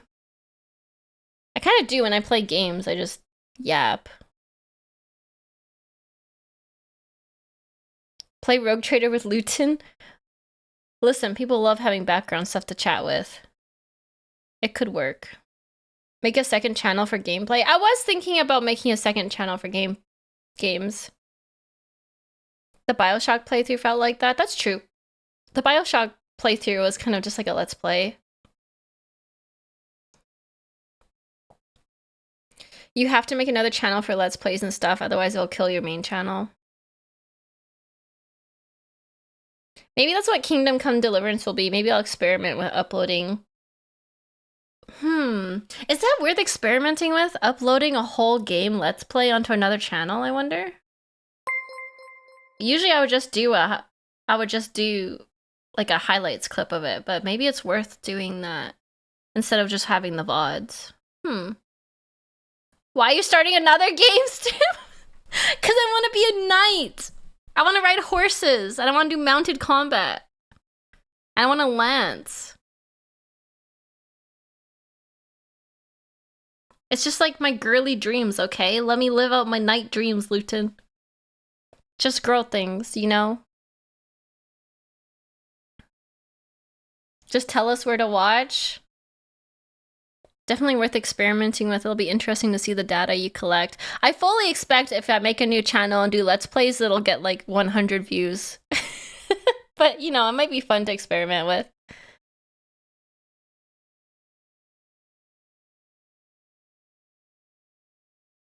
Stim Elden would be great one day. I've played Elden Ring. I have Elden Ring's clips on my channel. I do want to try Dark Souls, but I'm really into like medieval stuff right now in history. Stim saving fair maidens. I love fair maidens. Holy heck! Wow, 20 gifted subs. Oh my god. How do I say your name? Marv? Thank you. so much for the 20 gifted. Holy heck, you Giga Chad. If you got a gifted sub, please say thank you in the chat. Thank you for being so kind and generous. Oh my god. Yep, I'm Marv. Came from the Sanguinius speech reaction video. Keep it up, sister. Oh my god, thank you, Marv. Thank you. That Sanguinius speech was so good. The complete opposite of the Carthage speech we just heard. The complete opposite. Starting a second channel is like not the thing. Look at the huge channels that try it. It gets like 5,000 subs. It's not the meta. It's like just for fun. Yeah, I know starting a second channel would not like pay off, but it would be kind of fun to experiment with Let's Play games if people would watch them. I don't know. You should react to the lore of the Thousand Suns Magnus Legion. They're amazing. I love Magnus. I love it, like my misunderstood demon boy with horn nipples.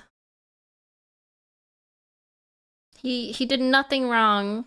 A little kind of bit wrong, but not you know, he tried his best.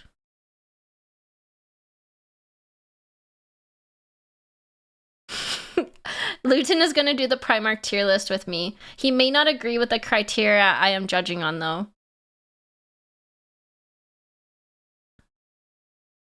It's impossible to do something wrong if you have horn nipples. It's true. It's true.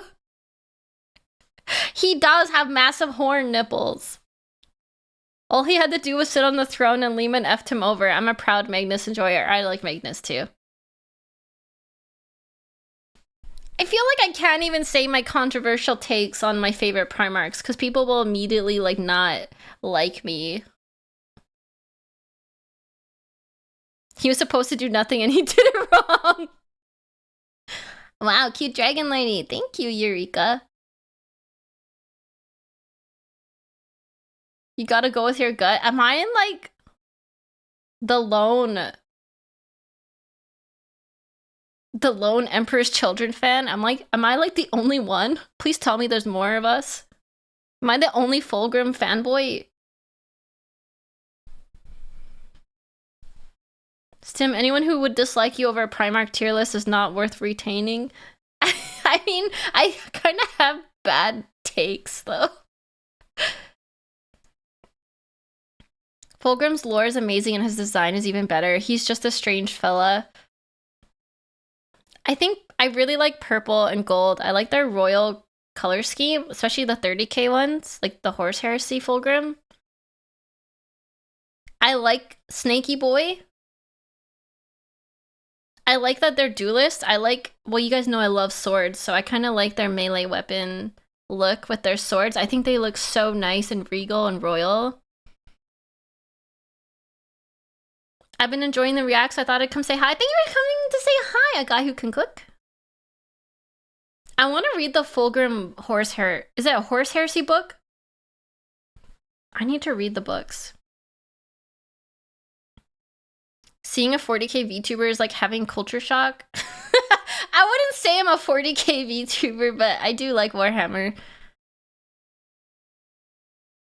Emperor's Children are kind of cool, just not my tea. I don't really like Slaanesh. Like, I think my favorite Chaos God is still Tzeentch and Khorne. But I do kind of like Fulgrim's design and like their like what would it be? Like they're hunting for perfectionism? I relate to that. The Fulgrim book is amazing. I really like Tzeentch. I don't really love Slaanesh, but I do like Fulgrims. I know it's kind of... I don't like Fulgrim... I don't really like 40k Fulgrim, though, to be fair. Like, that's too much. It's too much for me. I don't really like the Drukhari either.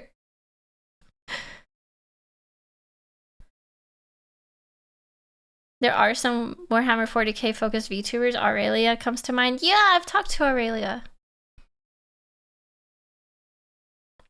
40k Fulgrim lost the plot. 30k was prime. Yes, I totally agree. Based. I wish I could just keep 30k Fulgrim and remember him as he was. Honestly, I'd argue Miwa is more of a Warhammer VTuber than Stim. Honestly, I would agree, I think. I like Warhammer, but I think I'm more of a variety streamer. I don't know, I'm more of a chatting streamer. I do like 40k though, and I do like history. And I really love Total War. Surprisingly, I like strategy games. She likes Fulgrim back when he was still kind of hot. I'm not that shallow! Maybe. I mean, that maybe, you know, maybe. I'm a Yap streamer. Stim, you literally bought a ton of minis. I did buy a ton of minis. I did. I'm a hobby person though. I love crafts. Like I paint, I crochet, I knit, I write, I read a lot. I'm a hobby person. So like miniatures is like an easy next step for me. I play D&D. I love TTRPGs. Like that makes sense. It makes sense to me to do model painting because I always wanted to do model painting when I played D&D. I just never got around to it. So then when I got into Warhammer and realized how big of a community there was for painting miniatures, I was like, okay, I'm gonna do it. The new Fulgrim model has an ugly face. I know, I don't like his new face.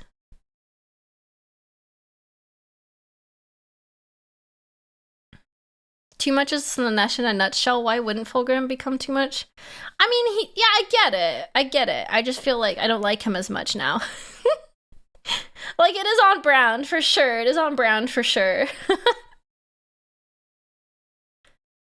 Buying a ton of minis and only assembling 4 of them is ideal 40k hobbyist stuff. Please paint sometimes, though. I will be happy.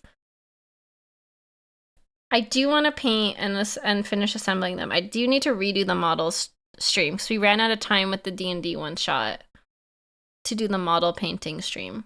So I'll probably do that either next week or the week after.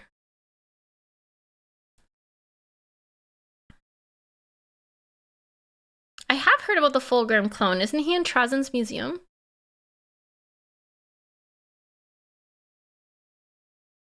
I usually do model assembling and painting streams. I haven't gotten to painting yet, but I will be painting soon.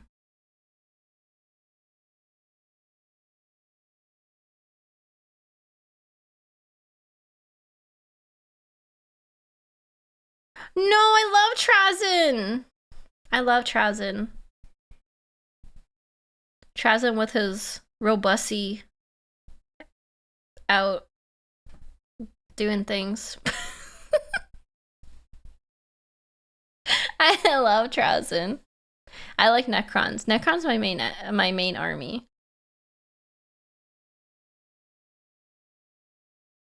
His what now? You know, like how he like he's kind of like slutty with it. It makes sense. It makes sense. Okay, it makes sense. If you see art of him, he's just like... It makes sense. Trust. You and I read very different copies of Infinite and Divine.